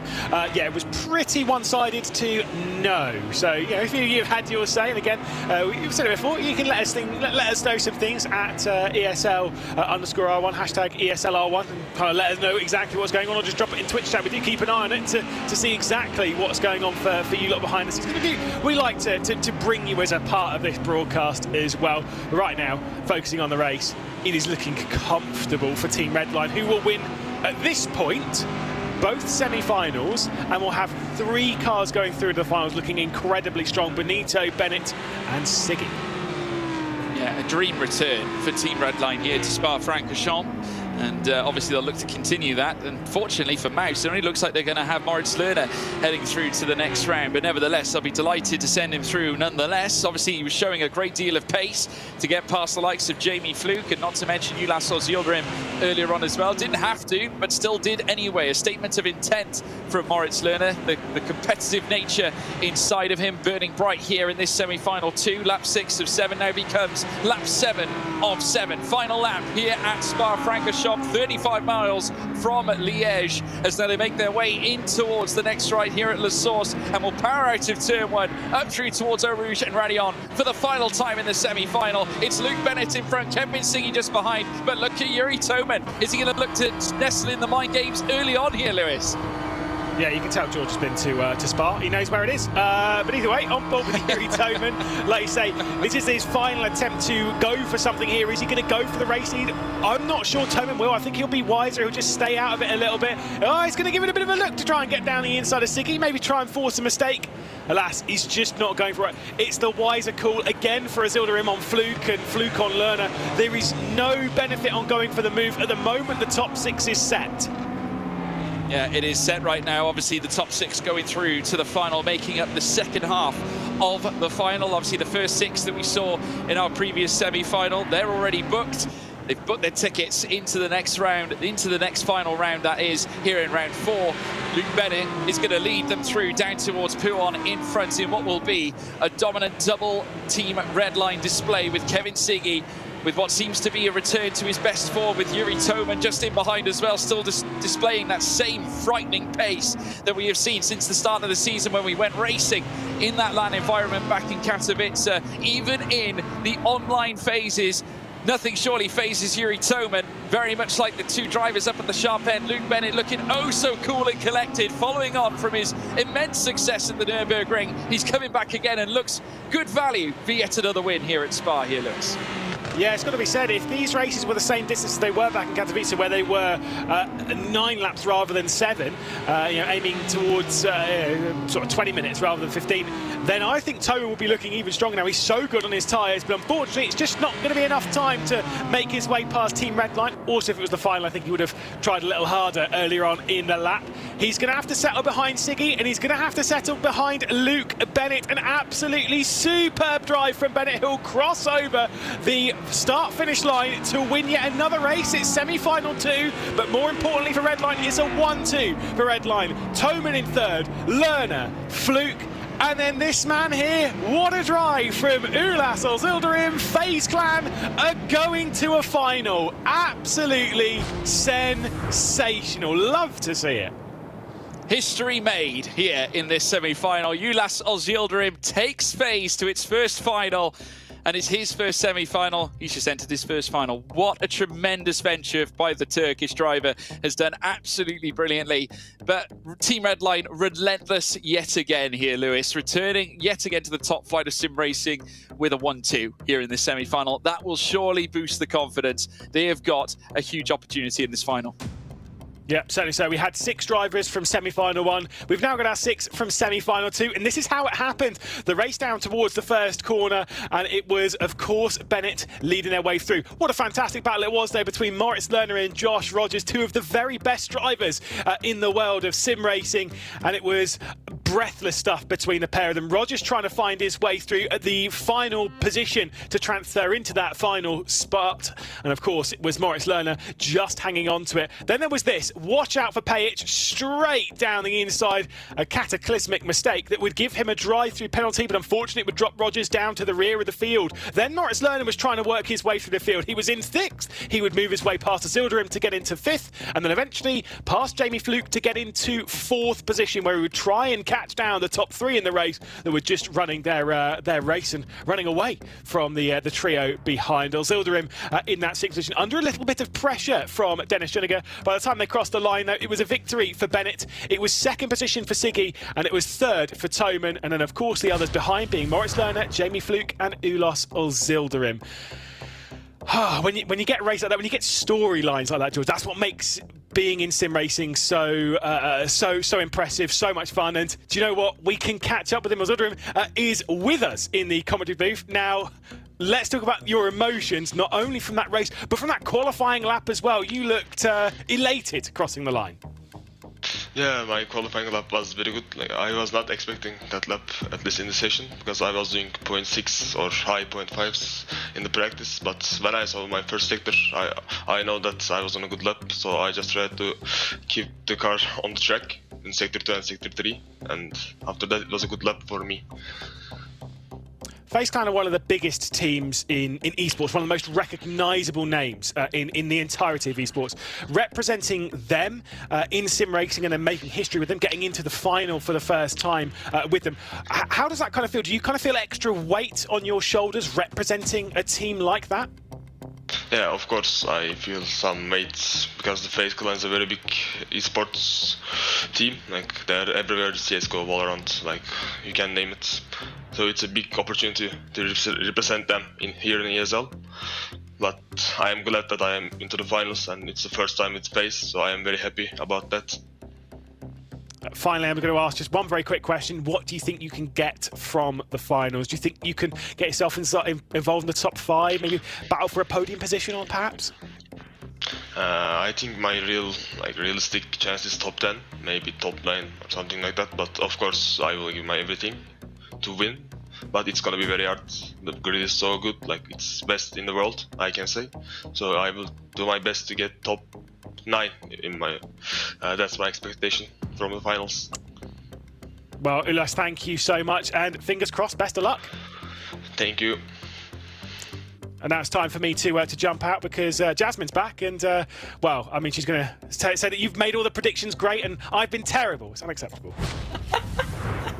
A little something like that. I mean, took the words right out of my mouth. George, how are you feeling after semi-final number 2? I gotta say, I was sat here personally and I was like, feel good vibes. I gotta be honest, FaZe Clan's very first finals placement here. That's gotta be a good feeling, right? Oh, absolutely. I think for a young man such as Ulas Zilderim to give or provide FaZe with their very first final here in ESL R1, I think is definitely something of note, because they take a lot of pride in great performances, and now Ulas can officially write his name in the books, essentially. I suppose the next goal is becoming their very first final winner, which he could still potentially do. I mean, I would never write him off of that. It certainly has been, in this particular semi-final, quite a storied session, because we did have, of course, the fastest time yesterday set by Marcel Chinchik, but we must remember Luke Bennett just crushed it here in this qualifying as well, so managing not only to stick it on pole but also nail the fastest time around Spa. What an achievement.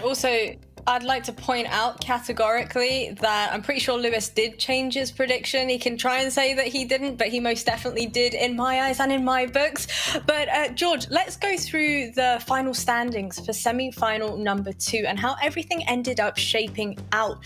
Were there any kind of surprises thrown your way? I think so. I think it was, first of all, terrible shame to see what happened between that of Pajic and also Mac Backham and Josh Rogers as well. Obviously, Backham had his issues earlier on in not only in qualifying but also the race. Joshua Rogers, unfortunately, the victim. Very similar to what we saw, of course, in our previous semi-final with what happened to Joni Tormala. Marco Pajic, unfortunately, just missing his braking point into the bus stop chicane. But one of the feel-good stories, no doubt, is Ulas Zilderim.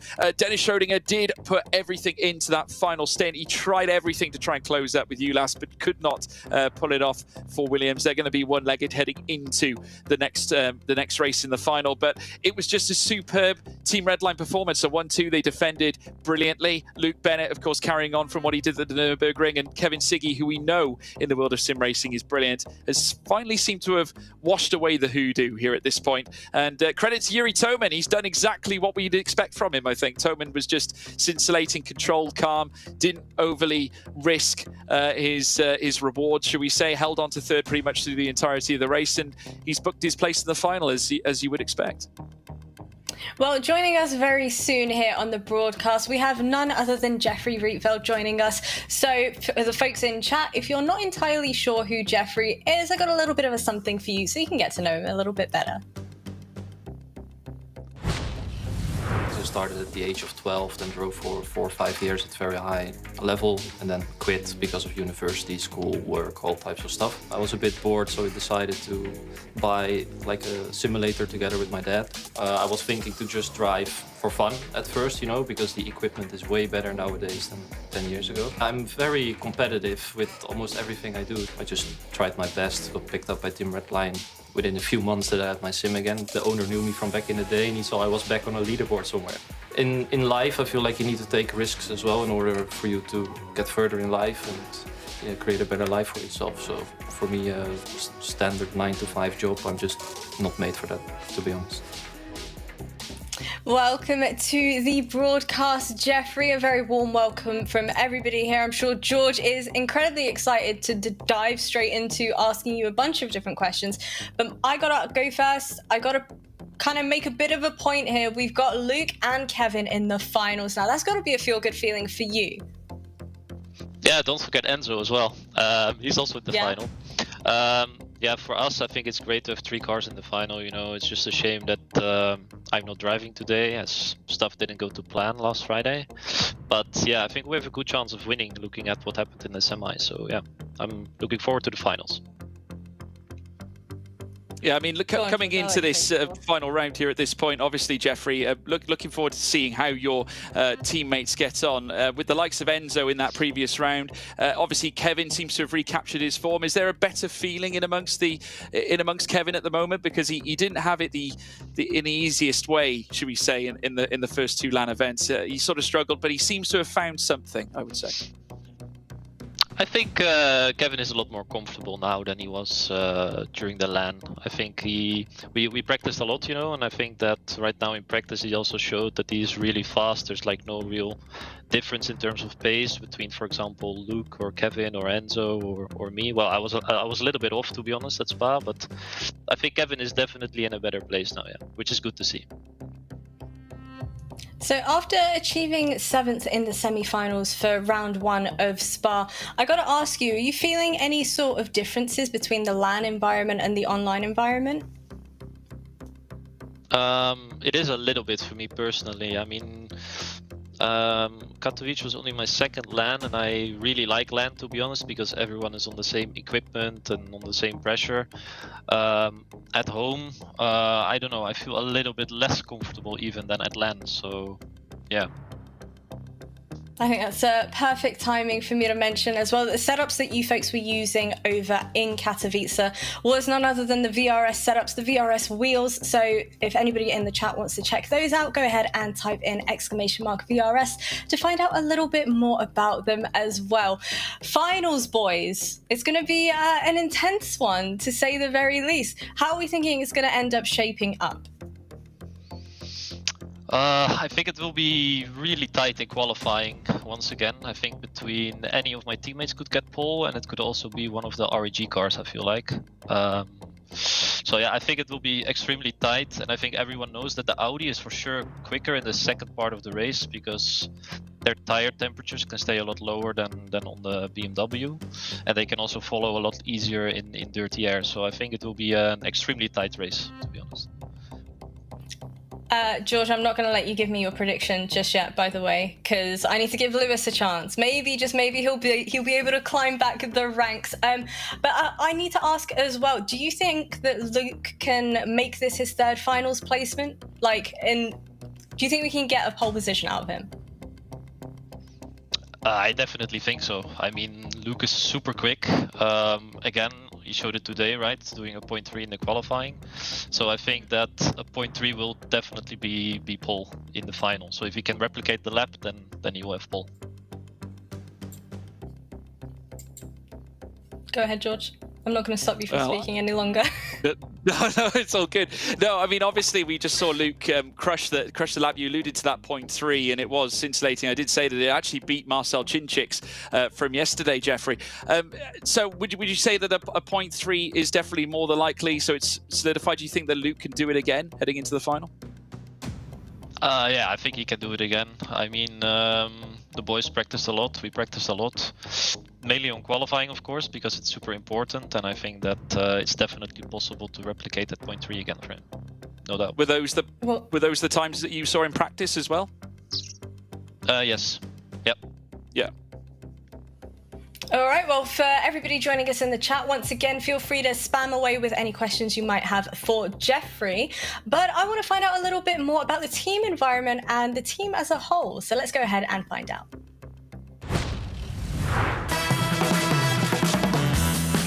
What?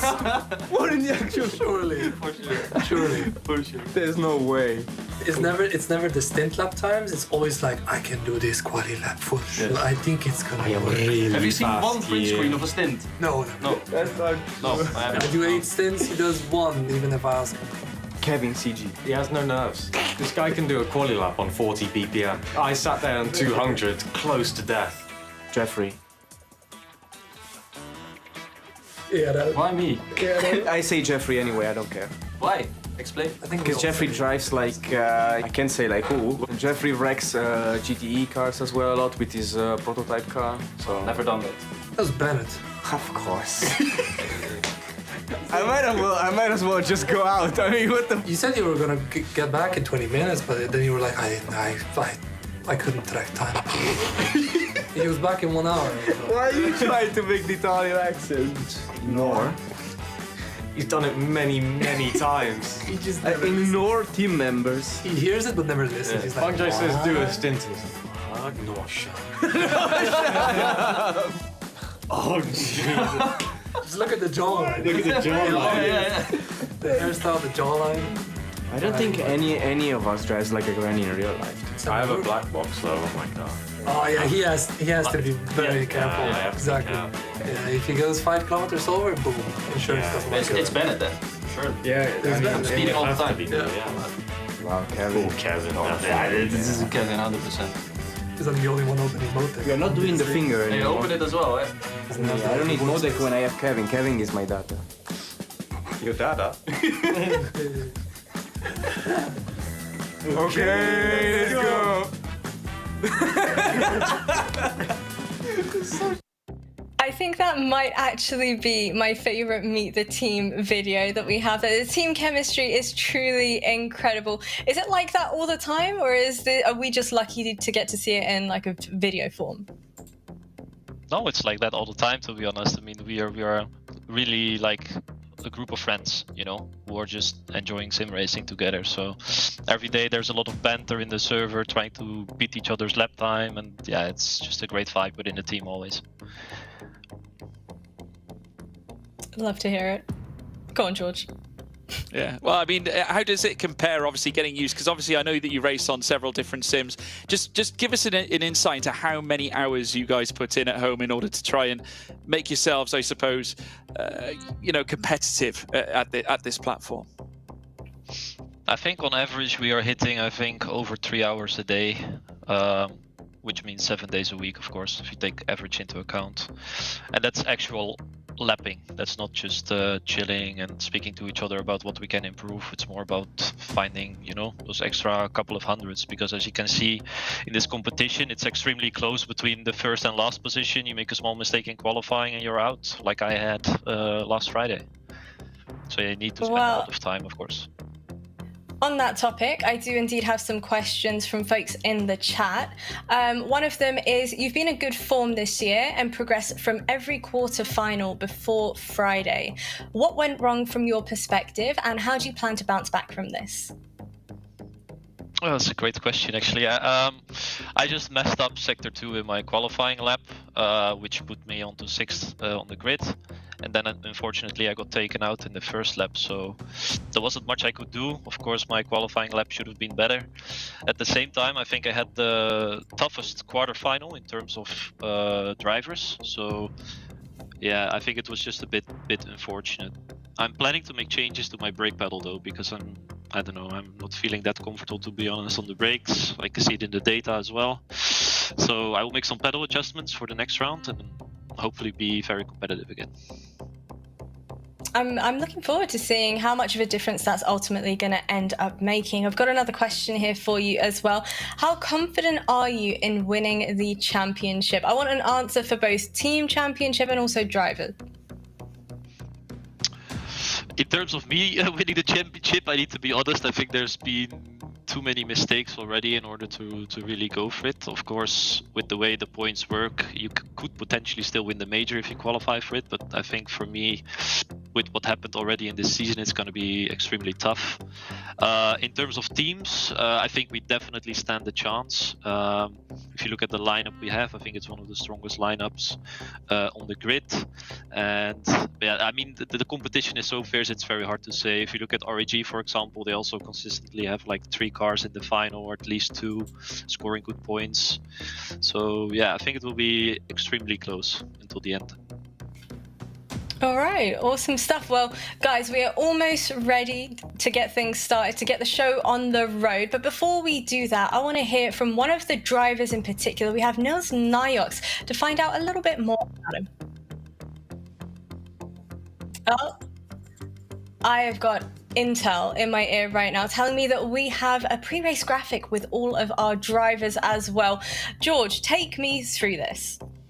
Well, Yuri Tobin, for starters, with Marcel Chinchik, a partnership that has worked so well for RHE, of course, throughout this championship fight. They're going to be a threat, but Moritz Lerner also getting through. We saw that he was still persistent to make overtakes, despite being in the top 6, heading into the last semi-final, venturing through to this final. Luke Bennett as well, coming off the back of yet another win, obviously looking to follow up that Nürburgring appearance. Could this be the man to take the first back-to-back final victory? We'll have to find out. Nils Nyox, of course, a man who is so sensational. Looking forward to seeing how he gets on. Of course, his experience will help him here. Enzo Benito also winning his round 2. Dara McCormack, the sole Williams entrant here in this final. Not to mention Kevin Siggy, who joined Luke Bennett as the 1-2 for Team Redline, prevailed in our last race. Jamie Fluke, one-man band there for ART. He'll be dangerous. Ulas Ozyildrim, the very first finalist driver for FaZe Clan, making history for that team. Kaiki Oliveira and Lasse Sorensen. We spoke to him earlier on. What an incredible talent this man is. Obviously coming in for his first round at the ESL R1 Championship, and he's in to his very first final. Can you believe it? I'm super excited to get the show on the road, but I did mention earlier, Nils Nyox, let's find out a little bit more about him. My sim racing journey really started with Live for Speed and ESL. So it's really interesting to, 20 years later, come back to ESL again, that they're back in the game of sim racing. I started when I was 8, around that, somewhere in the 90s, with what you'd hardly call sim racing these days, but it was the best at the time. To have a long career in sim racing, I think first you need to really stay hungry. You need to have that will to win, else there's no chance you'll put the effort and time into it that it just needs, no matter the talent. I think right now what motivates me to still do this is that I can see I still have the capacity to be at the front, and now it's about proving I can actually keep up with those young generation, very talented sim racers, and still don't be second to them, but be on the same level still. And yeah, I've been on site, I've raced in front of the audience already, so I hope that some people will just have some what we call lamb fever, which I hopefully don't. As for mentoring in the team, I think they're all already professional enough to know their own ways, how to get going. But yeah, maybe I can just infect my teammates a bit with a passion that's still there, and they can also see a long career ahead of them. I feel like every single driver story we kind of hear is truly inspirational and kind of heartwarming as well. But Jeffrey, I'd like to bring it back to you once again. I'm curious, when you end up in a little bit of a tense situation where, for example, we have Luke in pole position, then we have Kevin Siggy as well, how do you kind of determine which of those drivers has the ability and is quote unquote allowed to overtake? Because driver championship is just as important as team championship. Yeah, I mean, we discussed already before the whole season started how we are going to deal with the driver championship. I'm not going to give you that much information about it, but there is a way to resolve that stuff about who can overtake who. So yeah, I think it's mainly about the team championship for us, because probably if you win the team championship, you have a driver champion as well. That's how we see it, at least. So yeah, if for example Bennett gets pole position and Siggy gets second, then it's pretty obvious what Kevin has to do, I think, and that's protecting Bennett in P1. That's good teamwork, right, George? I definitely don't see you and Lewis doing that. No. To be fair, me and Lewis are a good team. We take the same Team Redline approach when it comes to commentating. I think it has to be said. But obviously, going back to this final, obviously, Jeffrey, you've experienced your fair share of finals. I mean, what's the mentality at this point when it comes to making key overtakes? Is it a case that you strategize your full race? Do you attack from the get-go, or is it a case that you pinpoint your opportunities for making overtakes later on in the race? Do these sorts of calculations and physics spring up in your mind when it comes to racing? Yeah, of course they do. I mean, it's fairly obvious what you have to do. If you're at the back of the grid, you take more risks at the start. If you're at the front, you take less risk. And in the end, I mean, it's just very important in this championship to score consistent points, you know? So you know that if you go for a move and you're not entirely sure if you're going to make it in the braking zone or something, and you take someone out, that's like a P12 for you in the finals, which could have been, let's say, a P5 or P6, which is quite a big points gap. So yeah, you need to be really calculated, I think, in the race about what risk you take and what risk not to take. And obviously, Team Redline end up having 3 of your drivers over in the finals. Do we think all 3 will finish in top 3? Ideally, yeah. I think they all have the pace to be in the top 3, but it's still very important to nail your qualifying lap. So if they are at the front in qualifying, I'm sure they will be able to stay there. If they won't be there in qualifying, it's usually very hard with the BMW to overtake anyone, because we have the worst top speed, I think, from everyone, and also the worst brakes. So in the race, it will be difficult if you don't nail the qualifying. Is there anyone in particular that you think could be the biggest threat to some of your drivers? It's probably the boys from RIG, to be honest, who have been super consistent throughout the season so far. So I think Jiri or Marcel could also go for pole, and maybe even Nils if he really nails the lap. So I think those are the main threats for now. All right, good stuff. Well, go on, George. Certainly a statement there, just to say that you figure in that many of the drivers here in this final obviously stand a great chance. Jeffrey, in terms of the future in the championship, obviously we've reached the midway point. Does the thought of the major in Munich cross into your mind a little bit when you're at this point, or are you just thinking one race at a time? Do you think that far ahead in some cases? For me personally, and I think I can also speak for the rest of the team, that it's one race at a time. You just grind for every race, get the best result, and then in the end you hopefully qualify for the major, and you're in a good position to win it. So yeah, we're not really thinking about that right now, at least. Hey man, you did say that you perform better in the LAN environment. You prefer the LAN environment as well. So maybe keep that in the back of your mind as well, Jeffrey. I'd like to say a big thank you for joining us here on the broadcast as well. I'm going to let you get back to it and cheer on your wonderful teammates. But George, it is time, dun dun dun, prediction time. Well, I'm going to go with the man, and I'm sure Jeffrey would appreciate this. I'm going to go for my man, Bennett. I think Luke Bennett obviously delivered for me in the semi-final. I think he'll deliver for me in the final. It was a very, very competent and a very, very smooth Team Redline display. I think especially having 3 cars, you know, they've got a quarter of the grid here in this final. There's a huge opportunity for them to strike really up at the top end. And I think obviously Jeffrey did allude to the fact that there are team plans, team strategies. I think as long as qualifying goes to plan, I think they stand a great chance. So I'm going to go with Luke Bennett. Now, do you think every single team has got a game plan heading into this when it does come to the Drivers' Championship versus the Team Championship? Or do you think Team Redline are just ahead of the curve?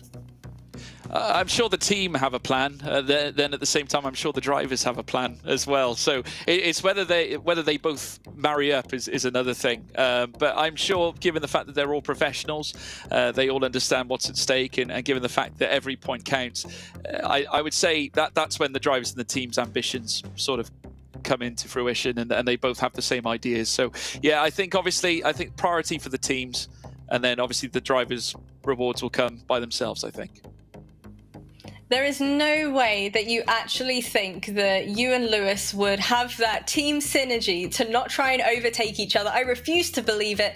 Lewis, back me up on this one. Yeah, I love you, George, but no, absolutely. If you were ahead of me in a race, George, I would absolutely take you out before I let you finish ahead of me. Anyway, yeah, I'll leave it there. Where's my man Thor? Let's get him on the line. Anyway, yeah, does that count as intentional wrecking if I'm admitting it on broadcast before it's even happened and been thought about? I think so. I think so. Genuine question though, who do we think is the better driver out of the two of you? I think it depends on the car.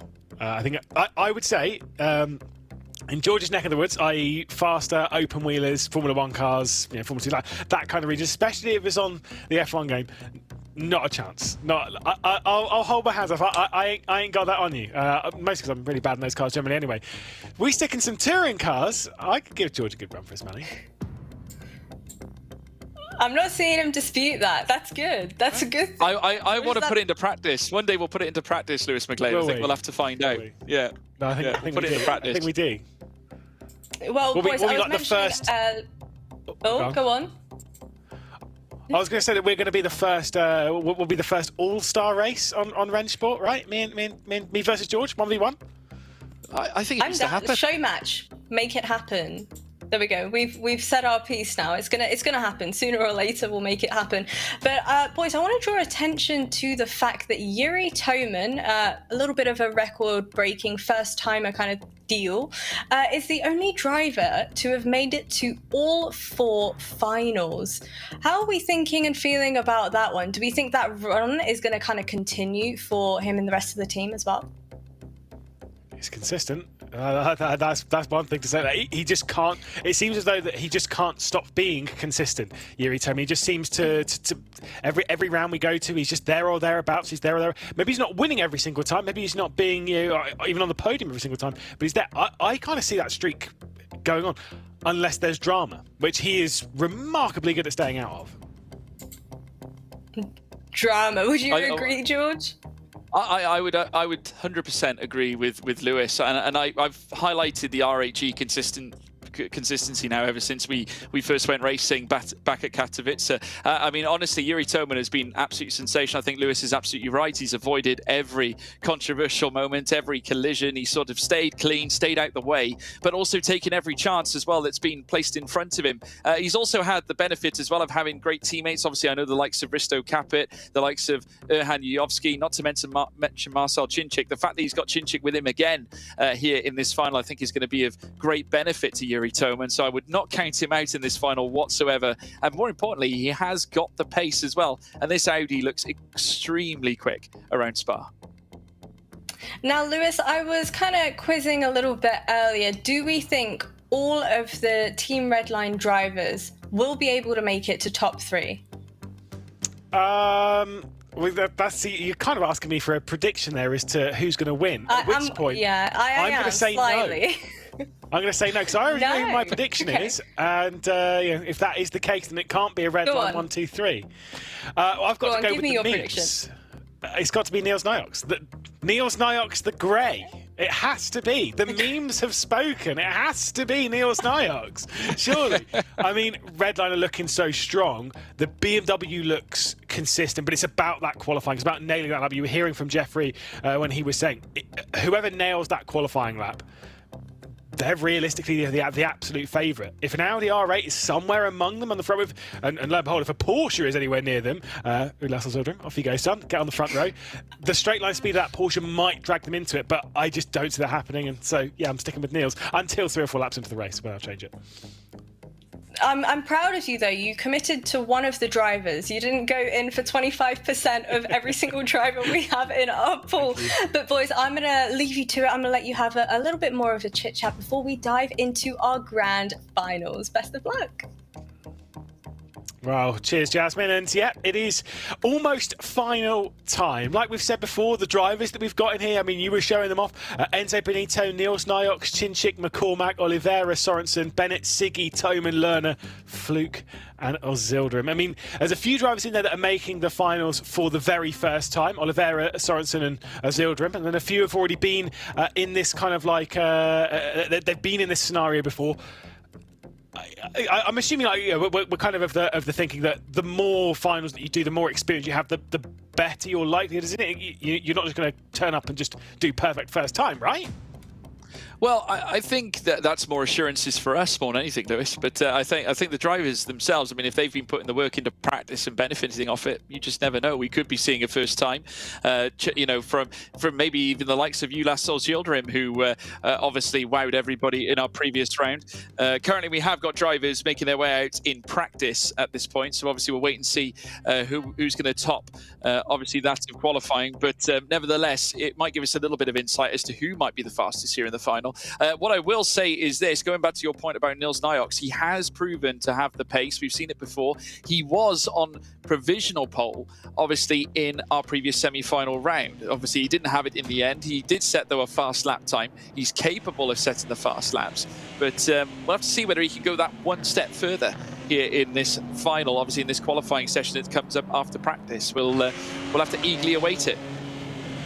If you want to speak of head-to-heads, by the way, when it comes to head-to-heads between drivers, when it comes to head-to-heads in this round, in round 3, well, Enzo Benito and Niels Nyox, this will be the 3rd race they've shared because they were both in quarterfinal 2 and they both progressed, which meant they were both in semi-final 1 and they've both progressed. So they've done 3 races. They're 50-50 when it comes to race wins and beating who? Because Niels Nyox won the quarterfinal, Enzo Benito won the semi-final, and the second was the other one of those. So Enzo Benito second in quarterfinal 2, and then Niels Nyox second in semi-final 1. So they're both matching each other pretty much race for race. But now you bring in the other section. I mean, you bring in the semi-finals, you bring in the likes of Siggy, Bennett, Toman, Lerner, Fluke, and Ozildrim, and suddenly, again, that strength of field gets turned up to 11.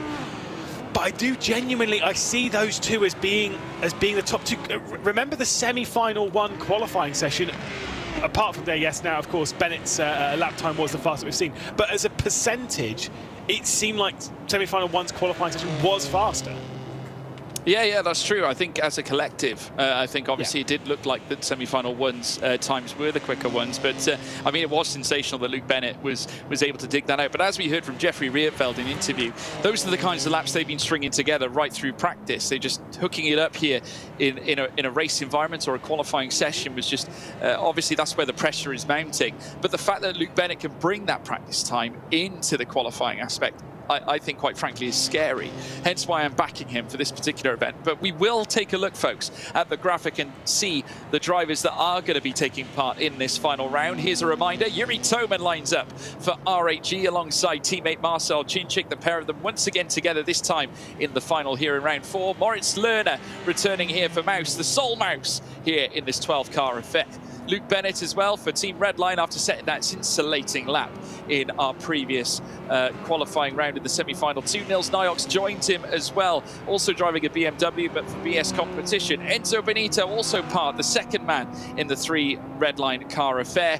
He is also going to be in the mix as well. The Italian went very strong in the first semi-final. Dara McCormack returns as well to this final aspect too. Let's see what he can deliver for Williams Esports Mercedes. Kevin Siggy, is it back to form for the man with the greatest moustache you'll ever see in sim racing. He is going to return here, looking to challenge the top end, with Jamie Fluke also marking a return to a final here as well for Apex Racing Team.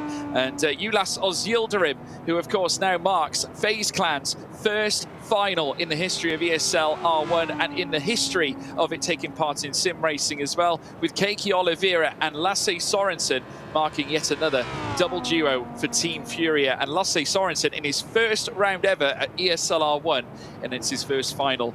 And it's unbelievable, really, Lewis. I just think a driver that comes in, he hasn't raced on these grids before, yet he could turn up here and enlist his first final in his first appearance.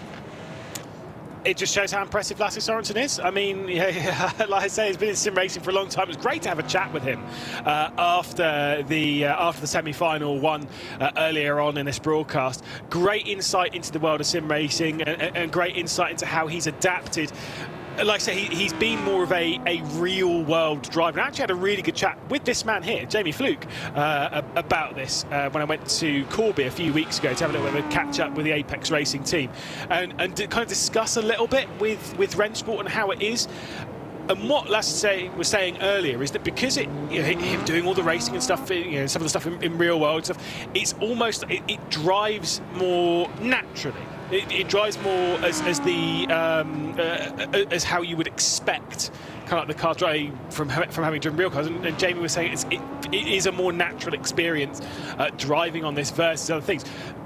That can mean that maybe it's right or it's wrong or it doesn't matter, but the thing is the fact that they can just kind of get in and they can feel a little bit more comfortable behind the wheel, almost make it easier to predict what's coming up next for the car. And that's fantastic. It shows where Rennsport really is and the market that it's going for.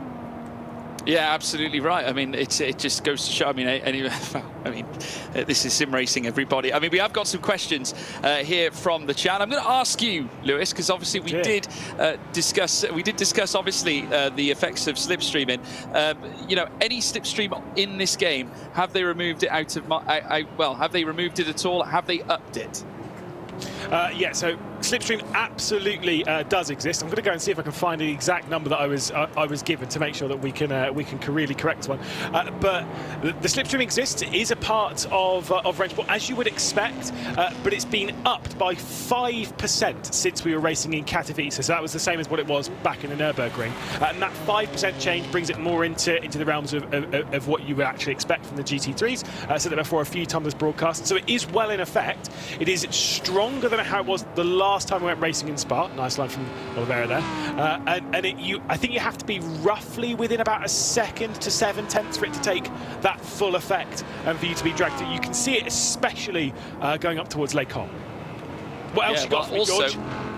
Well, I've got one here as well from Taka_Inspire_Rakja. I'm going to say that is. I probably pronounced that horrendously. Do apologise, folks at home. He wants to know how to access Rennsport.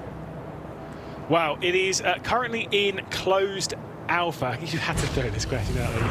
You mean man. It is in closed alpha. It's behind closed doors at the moment. It's a big test bed at the moment. There will be an open beta that everyone will be able to come and play. I do not know the date for it, and I am not going to even remotely guess. But I know that that will be eventually where this goes. That people will be able to jump on. They will be able to play. But these drivers at the moment, as more of an exclusive, they are the ones that are having to kind of put the work behind the scenes to bring the simulator up to the level where we can show it off to the public and everyone can have a go and have a good time, to be honest. Absolutely, and Rennsport have done a cracking job with that. Just incidentally, folks, if you are interested in checking out more from ESL, you can find the team socials as well. Obviously, the ESL socials at ESL_R1 on Twitter and Instagram, not to mention everywhere else as well. And you can also use hashtag ESLR1 as well to make your points as well. Don't forget to keep asking those questions as well in the live chat, because we like to hear from you as well. And stay tuned for all the racing. We're about to be on the precipice of a fantastic final. Incidentally, I do want to ask you this, Lewis, as well. We have had a comment from Red Luca. Luca as well, many people know, part of the Overtake team. We have got qualifying underway. I will ask you this quickly, Lewis. So Lewis McGlade reckons a BMW is going to win the ESL R1 today. What a cop-out. The M4 is the car used by most of the teams. Veracity wants you to commit. He can't go more than 25% of the grid. So that's where that came from. I've committed to Niox. I've committed to Niox. And Luca... But it's a BMW. but I've still gone with one rather than just going with, you know, a BMW is going to win. So I've narrowed it down. I've narrowed it down to the BMW M-Team. Yeah, it's the main one. That's fine. We'll focus on qualifying though, because we're underway, and we'll get off this topic. Otherwise, I'll dig myself into a massive hole. Thanks, George. Niox in the first sector. It's looking pretty tidy. 38.8 in that first. It's about 10 slower than where we'd expect. I think the BMW comes out a little bit stronger in the second sector, especially based on what we were hearing from Jeff Rietveld, is that the first sector, it's all about that straight line speed. The BMW is one of the slower ones in a straight line. It'll make up most of its time here. Yeah, absolutely right indeed. Heading down towards Pouhon now, of course, we're going to be waiting and seeing. Incidentally, Nils Niox, the fastest man in practice as well, a 2:14.455 to beat. Of course, that has been generally the time we've seen up at the sharp end, but we know that 2:14.3s are indeed possible. Nils Niox, the first man who's going to set the time here in qualifying. The first sector looking pretty sharp so far, heads through the next chicane. Now heading out of Farnier, down through towards Campus Corner. Double right-hander in front of him as well. You'll have Stavalo heading out of Campus as well as two parts of that double right, and then Corbet Paul Frere, which will lead him down towards Blanchimont, sweeping through there, very nearly dipping into the gravel as well, but kept it under control, Lewis McGlade. That middle sector is a 1/10.5 faster than the middle sector that Marcel Cinchik set in the quarterfinals. A 1/10.5. I know the BMW is quick in the middle sector, but damn, that is fast. Niox up towards the final complex then. Can he make his way into the 2-minute 13s? Slams over the curb on the first part, moves it just past the curb on the second. As he heads his way towards the line, is he happy or is he still pretty, you know, average about it? I think he should be fairly happy. It's a 2-minute 14.459. Fairly happy, not overwhelmingly happy for Nils Niox the Grey. Yeah, 4 thousandths faster than his practice time as well. Kaiki Oliveira goes second fastest as well, a 2:14.505. Not the worst, but by no means the best either. We've got Marcel Cinchik also coming through the bus stop chicane, also looking, pretty slow in the second sector. Not ideal, and you can just see the frustration on his face. Crosses the line, and that's a 2:16. Yeah, he's had a slowdown on that lap in that second sector. Moritz Lerner, the next one to come through. I was going to say this before. We are definitely going to get a new championship leader after this race. It is no longer going to be Josh Rogers after being knocked out. Someone in this race will take over the championship lead. Just not 100% sure who it's going to be. Marcel Cinchik will have a lot of work to do for it to be him from what will potentially be the back of the grid. Lerner goes to third. Yuri Toman, big lap from him as he'll head up towards the line. Decent first sector, decent second sector. Is it going to be a low 14? It's going to be a 14.376. Wow. Fastest lap so far. Wow. Well, very tail happy as well for Jonas Zildrim. Stunning lap, though, from Yuri Toman, though, as the Porsche now comes across the line for FaZe. Is it enough to jump? It certainly will be enough to jump Marcel Cinchik, but only a 2:14.664. Jamie Fluke, though, in the Audi, hurtling through the bus stop chicane, literally hitting every apex he can find. Good. Second sector looks modest here at this stage, looks very good as he now heads up towards the line. Fourth fastest, 2:14.513. Not a bad lap, Lewis. Yeah, lost out a little bit in that third and final sector. Look at that mega middle sector from Dara McCormack. It's decent in the first. It is amazing in the second sector. McCormack towards the line, and it's good enough for pole. 2-minute 14.359. Incredible from the Irishman, and even he's shocked by that. Look at him rubbing his hands together. Here comes Lasse Sorensen, and again, it's really strong. Yeah, really strong indeed for Team Furia, but only enough for 6th fastest. Dara McCormack, where did that lap come from? Even he was rubbing his hands together after achieving that one. Sensational. Enzo Benito as part of the 3-car red line affair. Now coming up towards the line now as well. Can he go to the top? Only 4th fastest there with a 2:14.460. Can anyone touch Dara McCormack right now? Well, I mean, the first sector is slower than McCormack's. The second sector is slower than McCormack's for Bennett, but still, he might be in for a decent one. You can see not even looking at the screen as he heads up towards the lines. It's only good enough for a 14.5. Oh, my goodness me. Redline have left it late. What can Siggy do as he comes through the final corner? I've said before, Siggy likes his way around the Spa circuit, and he's looking pretty tasty right now as he heads up towards the line. A little bit of a grimace, but it's good enough for third. It is not a 14.3. Two drivers doing that, and I'm pretty sure Yuri Toman would have sat there and been like, right, 14.3, that's pole position. Dara McCormack, out of nowhere, the lone Merc in this race, slaps it down on the table and says, what do you think of that, mate? That is stunning. I mean, we've been speaking time and time again that it's not the best track for Mercedes, is it at all, Lewis? Not at all. But we're going to have a look at the starting grid now, folks.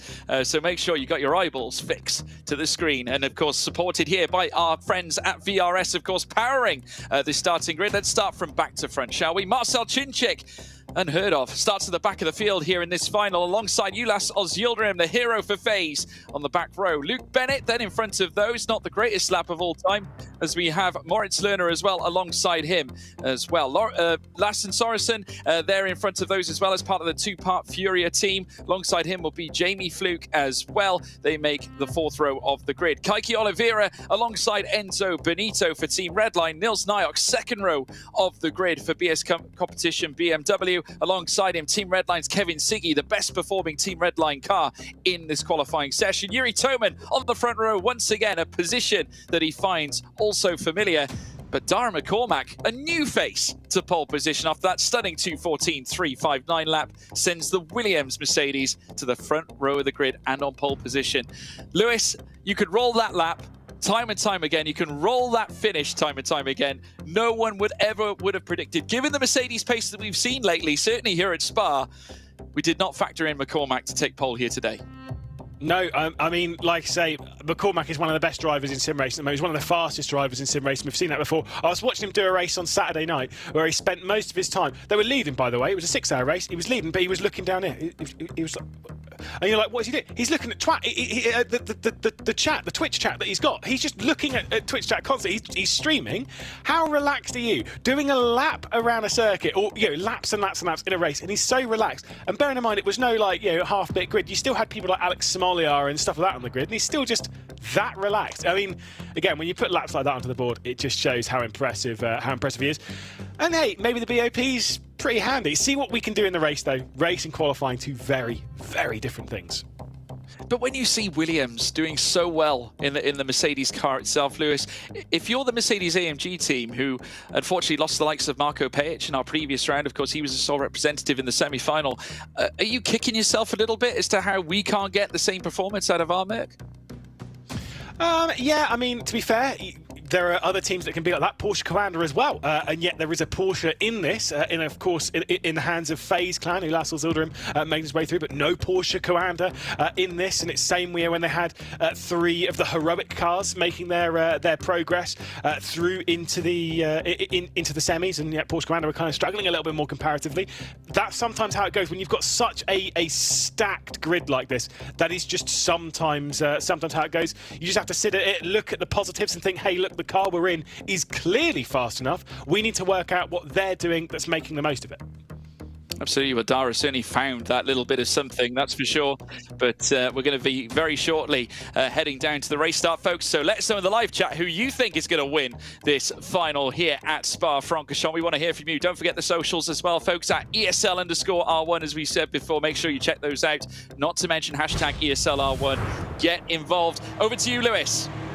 Yeah, indeed. Dara McCormack on pole position. Could we see our fourth different manufacturer winning in the fourth round of ESL R1? McCormack's the one with the control on that. He has a decent launch down towards the first corner. It was also a decent launch from third position of Kevin Siggy, who's got down the inside of the Audi R8 of Yuri Toman. R8G out wide. That is going to be Kevin Siggy making progress for the second consecutive race down into that first corner. Dara McCormack hanging on to the race lead. Plenty of side-by-side. They're all going to be jostling for positions as they head down towards Eau Rouge and Radion. It is single file towards the front. McCormack, Toman, Siggy, Niox, Benito and Oliveira inside that top 6. I don't think there's been any major dramas as we head up towards Lake Calm for the first time. What's going to happen here? Kevin Siggy into the slipstream. He's going to try and go for a move on Dara McCormack, the race leader, as they head down towards Lake Calm. You can make this stick around the outside if you are brave, and trust me, Siggy's the braver than most as he sends it through the outside of Lake Calm. Dara McCormack, though, calm as you like as we head through Malmedy, is going to hang on to the race lead.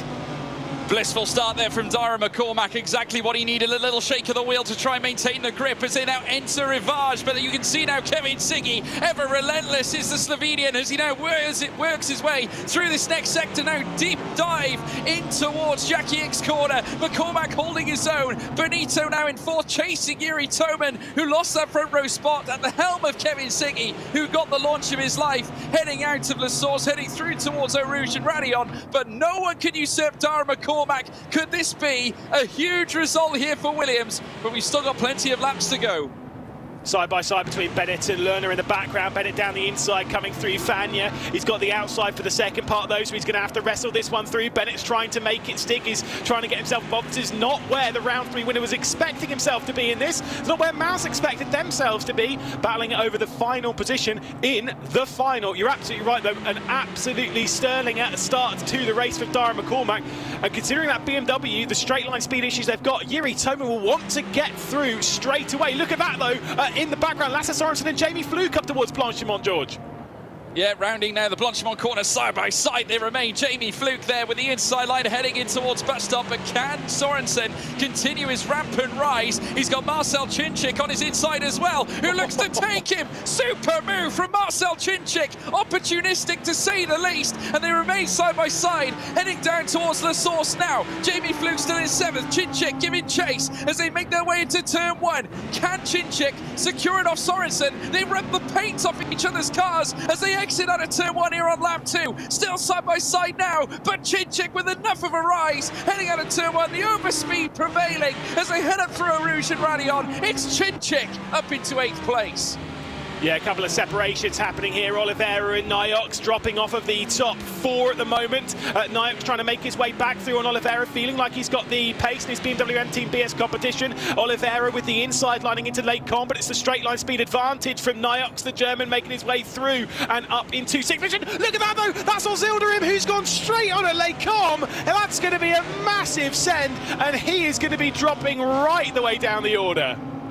Yeah, no doubt. I'd imagine the stewards will take a little look at that. We'll have to wait and see. But look, another move here being made down the inside now from Lasse Sorensen, trying to almost protect that 9th place away from Lasse Sorensen, who's currently knocking at that door. Luke Bennett as well in behind, who's also wrapped up in all of this. He would have preferred to be higher up after a very disappointing run in qualifying. Moritz Lerner cemented to the back now as well, who's looking to try and take the inside line in towards Pouan. You very rarely see a move being made at that portion of the circuit, but it certainly looks like Moritz Lerner's going to try anyway. Luke Bennett, though, doing a sterling job to keep him at bay as they now head through now towards the Lafanier chicane. There is Julas Ozilderim, 9th place, at least for now, with Lasse Sorensen just in behind. Jamie Fluke obviously nursing that 8th place advantage. The gap now between him and Ozilderim currently sits at just over 0.3 of a second. Very minimal here at this point. And if Ozilderim can get a good run out of Blanchimont, it could tee up a potential move into the bus stop chicane.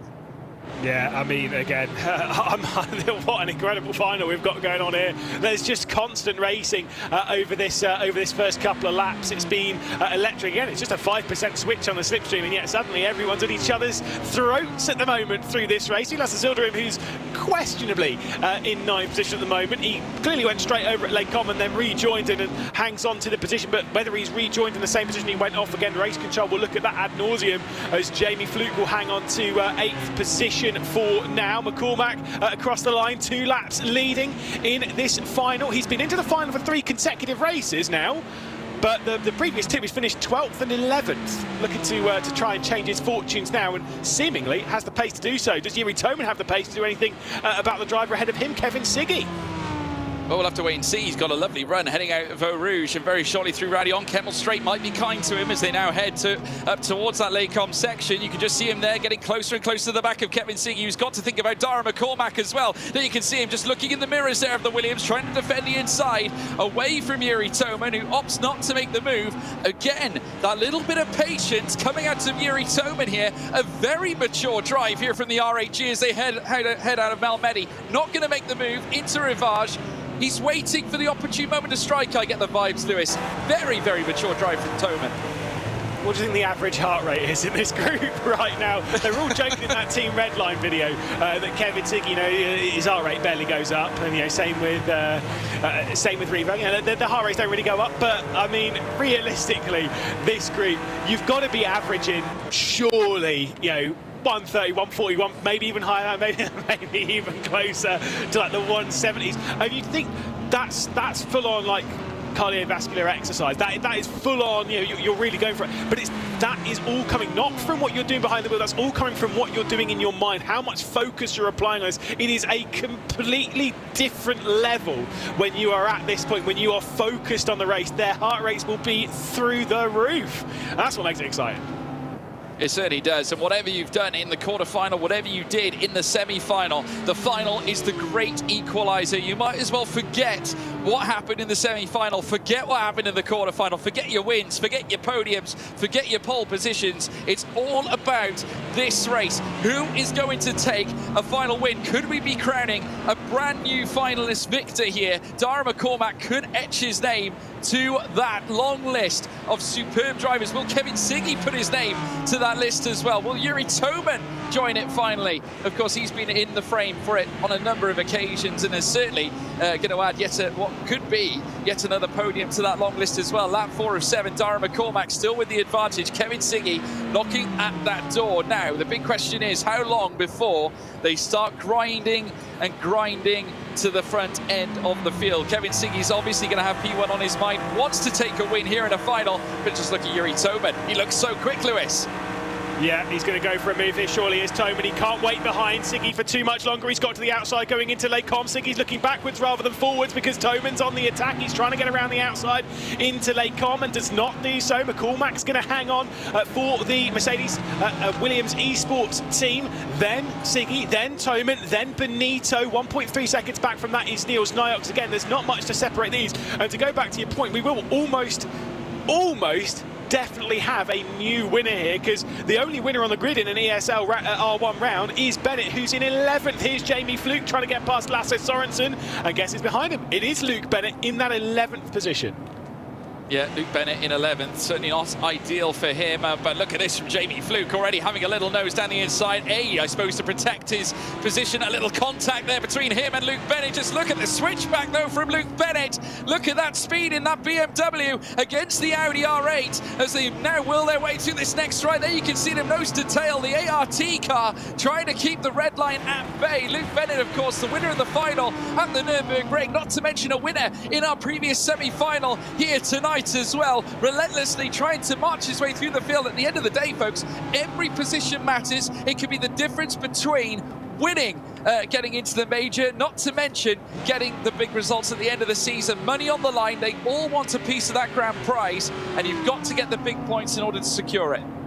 Yeah, certainly so. 3 laps left to go in this race. Again, we're destined surely for a new championship leader. At the moment, I believe it'll be this man here, Yuri Toman, who'll be taking over top honours at the title race. And, well, obviously that's going to chop and change halfway through ESL R1. Obviously, we had the 2 rounds back in Katowice. We had the online round a few weeks ago. We've got this one here to end round 4. And it's been a thrilling run in the opening 4 rounds of this brand new championship here on Rennsport. And at the moment of all of these, the one that looks the most under pressure surely is Kevin Siggy. He looks like he's the one that's feeling it at the moment. Could that be down to that straight line speed issue that we were hearing about from the Team Redline squad and the BMWs? Yeah, it could well be. Yuri Toman, though, once again, looking all the more proactive there in behind Kevin Siggy. He's going to get a lovely launch. And just look at that speed in that Audi as they head up through now towards the next chicane. Obviously, heading through towards Laycom, it is Dara McCormack who holds on to the advantage. Still Yuri Toman persisting to be patient there in behind as well.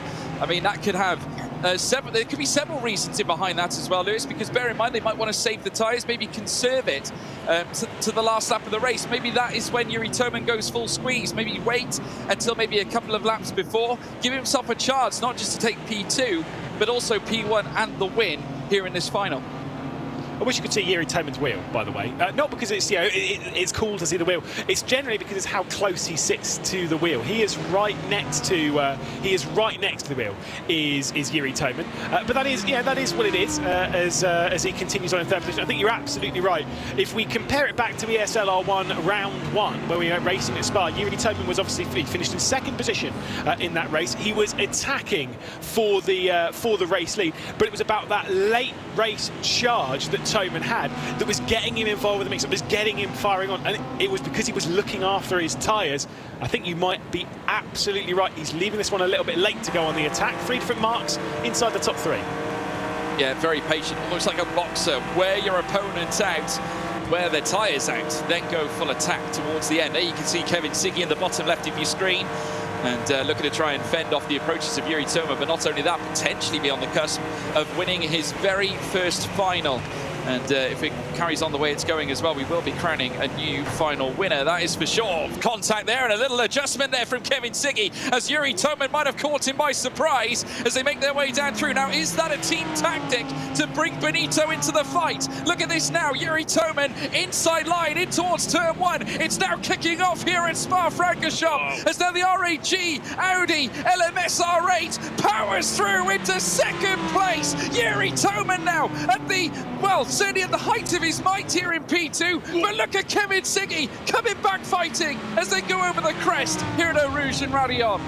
That was nearly an almighty crash between Yuri Toman and Kevin Siggy. Of course, a couple of bumps there at the final complex. I'm sure that'll be looked in by race control. They won't feel particularly pleased. Watch Siggy go for a send here. He's going to be absolutely fuming. And I know an angry Kevin Siggy, when I see one, he will not leave anything left on this table. Team Redline at the moment trying to work their way at least one car up the order. Siggy, Benito at the moment staring at the back of Yuri Toman. Niels Nyox rejoins the fight, and you can see Siggy's furious, waving his hand in the air. He is angry at the Czech driver that's made his way through, angry at the fact that, of course, there's not long left to go in this race. Confirmation of a penalty towards the 95 of Ulas Aldirum. Of course, the Team Faceland car being forced to give up a single position by creating an overtake by exceeding track boundaries. That was obviously what we saw at Les Combes when he went straight over and rejoined in 9th. So have to give back a position, which he did to Lasse Sorensen. Yeah, so there you go. Justice being handed out certainly by the race director, but look at this. Yuri Toman has got a lot of work to do. If he wants to win this race, needs to close the gap on Dara McCormack. Looks like he is putting the work in on that now as well. Of course, it hasn't been the easiest season for the Mercedes drivers because, of course, Spa certainly showed that it favoured the likes of the Audis and not to mention the BMWs, but nevertheless, McCormack has put in a sterling defence here and he's on the penultimate lap, but he's leading Kevin Siggy with a major mistake. Is his head getting away from him here, Lewis? Oh, I think a little bit. Kevin Siggy, whilst he is he's ruthlessly consistent, he's brutally fast, but he can get inside his own head. The red mist can really take control. Trust me, I know that I've raced with Siggy enough when it comes to touring car racing. I've seen it my fair share. Kevin Siggy just stepping over the line ever so slightly and just pushing it to its very, very limit. I mean, rightfully so, he'll be frustrated because he's no longer a part of this battle for the victory. It seems to be between two drivers, Dara McCormack and Yuri Toman, as we head onto the final lap here at Spa. Who is going to be taking top honours in round number 4 of ESL R1?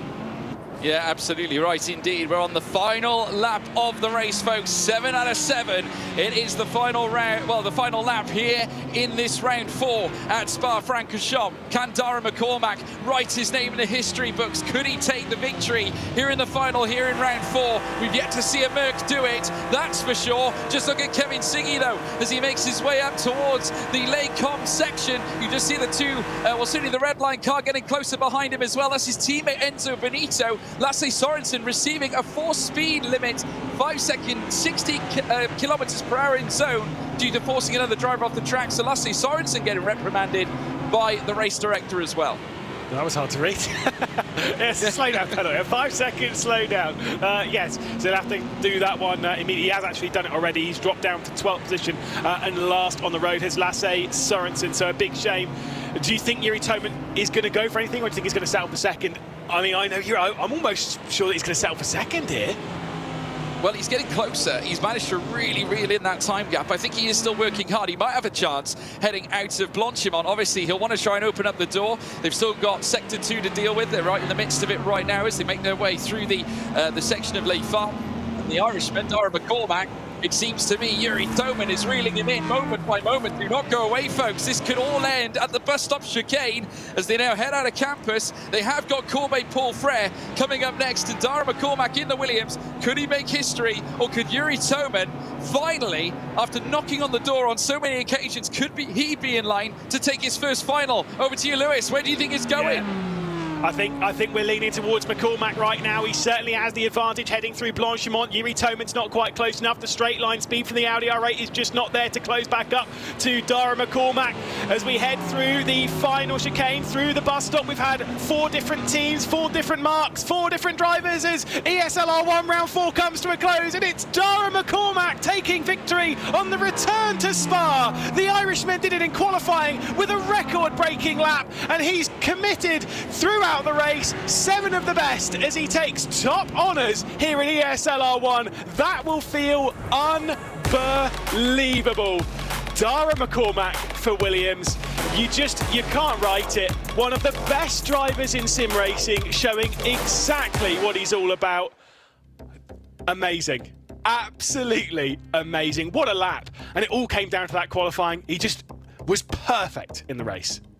And also went faster than that of Marcel Cinchic's lap from yesterday as well. And not to mention the very first Mercedes to win a final in this championship this season as well. And we've got some highlights coming up as well, folks, of that fantastic race.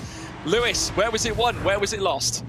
Yeah, certainly so. Over into the highlights from the final in ESL R1 round number 4. Dara McCormack from pole position with a decent launch down into the first corner. It was Kevin Siggett. It was going on the attack up to second and almost up to first. Side by side, nearly led for the briefest of margins, but McCormack was able to hang on. Sends it around the outside of Ravage as Kevin Siggett tried to make his way through, but on the exit, that inside line prevailed and the Williams Esports driver was able to hang on. The 86 staying in first place. Towards the back of the field, Bennett, one of the favourites for the race, battling it out with Moritz Lerner for 11th position between the pair of them, as Luke Bennett would just make his way past Moritz Lerner. Some big sends in the background. Marcel Cinchic trying to work his way up the order after bits and bobs of contact. Jamie Fluke out wide. Oliveira also involved in the mix. Lasse Sorensen in there, and it was Marcel Cinchic making his way around the outside to put on a sensational move to move his way up the order after issues in qualifying, and a slowdown in that middle sector, and was just thrown into the middle. Marcel Cinchic down the inside of La Source. Just brilliant racing between the pair. Again, Lasse Sorensen down the inside of Jamie Fluke going into Ravage. Saw a couple of those strong moves as they were racing through that central section.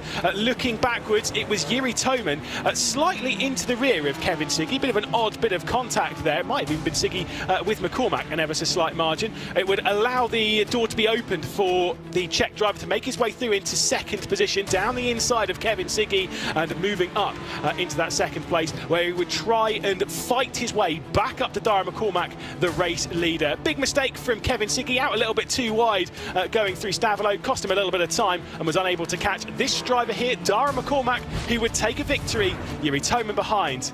Absolutely fantastic. Yeah, brilliant, Lewis. It has to be said. I mean, credit to him. It's not the easiest thing, obviously, against a string of contenders that all had a chance, and Redline coming here armed with 3 drivers in the final as well. But to be the sole Williams and then to capture a final win is just absolutely sensational. What are your thoughts, Jasmine? I feel like history has been made, but I think we should damn well introduce Dara McCormack himself from Williams, the very first placements they've got in the grand final. So Dara, how are you feeling with that incredible victory? I'm feeling ecstatic. First Mercedes win, I think, overall in any of the races, and it was in a final, so yeah, I'm over the moon. Well, I mean, Dara, it was a scintillating effort, obviously. I mean, it's the first time we've seen a Mercedes win a final as well. So you write your name into the record books, also becoming the first Williams Esports driver to claim a final win as well. I tell you what, you've broken many records this championship already so far. Yeah, I mean, what a lap. The quali lap was one of the best laps I've done, even in practice. So, yeah, I mean, I was absolutely over the moon. I didn't want to choke like I did in Nürburgring, so I just kind of brought the lap home in the last sector. I mean, it wasn't just your best lap time, it was anybody's best lap time that we've seen thus far on Spa. So you are the record-breaking champ, as it were. But I got to ask you, what did preparations look like heading into Spa this time around for you? Because obviously, last time, I believe you finished in 7th place over in the quarterfinals. To go from 7th place in quarterfinals to now finishing in 1st position, that's incredible. What did prep look like? Prep was a lot of quali laps because I think quali is definitely the most important in this series. I just focused on trying to get a consistent sector 1 and 2 and then just bringing home the lap constantly. So that's what I practiced and it paid off in the finals. So yeah, I mean, to go from P7 in the quarters, as you say, to winning a final on the same track is absolutely crazy. And 2 final appearances leading up to this moment, making your 3rd final appearance, becoming a win as well, Dara. It's looking good for Munich. You feeling confident? Yeah, I can't wait for Munich. It's going to be crazy. Amazing. We're looking forward to seeing yourself and the team hopefully perform exceptionally well. I'm going to let you go and celebrate with the rest of your teammates. But George, I'm not going to let you go just yet. That race was truly, truly incredible, George. How did your prediction pan out, though? Yeah, unfortunately, it didn't quite work. It didn't go to plan. Poor Luke Bennett. I do feel somewhat sorry for him. But hey, look, he delivered well in the semi-final. I think Redline, would be a little disappointed, especially Kevin Siggy. Obviously, coming between him and Yuri Toman. Not quite sure what happened at the bus stop chicane, whether there was a little moment for Siggy or whether there was a little bit of contact. But Toman certainly did take the fight to him. Yet another great RHG points as well. Another plethora of points going towards their championship charge. And also Toman continuing his consistent run in this championship, and I get the feeling that won't be the last time either. I think they're going to continue to rise. I still think Kevin Siggy can be pleased. He has gone on a lot further, obviously, since we saw him at Katowice, but we will be showing the results now as well, I believe, Jasmine. Yeah, let's go ahead and have a look at our results. Disclaimer though, there might be some minor changes here or there as well. Talk to me though, George, what are we thinking? Anything glaringly obvious that really takes you by surprise? Obviously, we've already mentioned the Luke Bennett result, but anybody else that really stands out for you?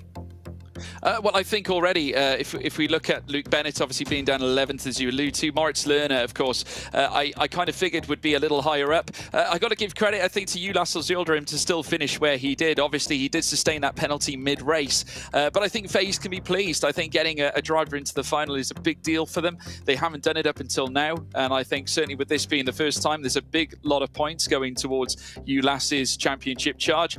Nils Nyox showing that consistency again. BS competition, I think, will be pleased in some levels, though I know that Nils has high expectations. I think one driver I expected a little bit more of was Marcel Chinchik. I think he'll be a little disappointed, but I think it kind of unraveled for him when he was in qualifying. I don't think the lap quite worked out to the way he would have wanted. That second sector didn't quite tie up, and he did try and counter it during the race, managing to come home with a P6, but I think he would have wanted more than that.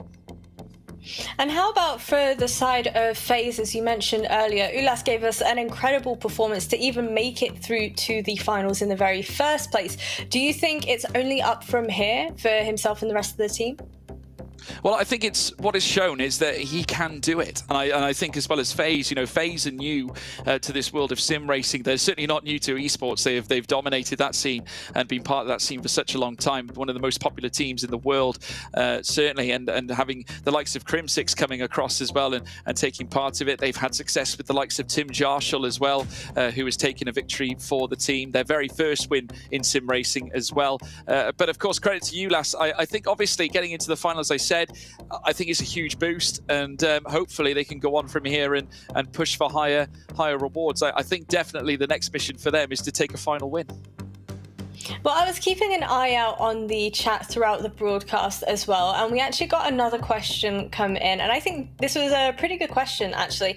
How do you rate the progress of the 4 mainstream gaming organizations that have made their first sim racing ventures and debuts in the form of FaZe, obviously, Mouse, Furia, and also Heroic over here at R1?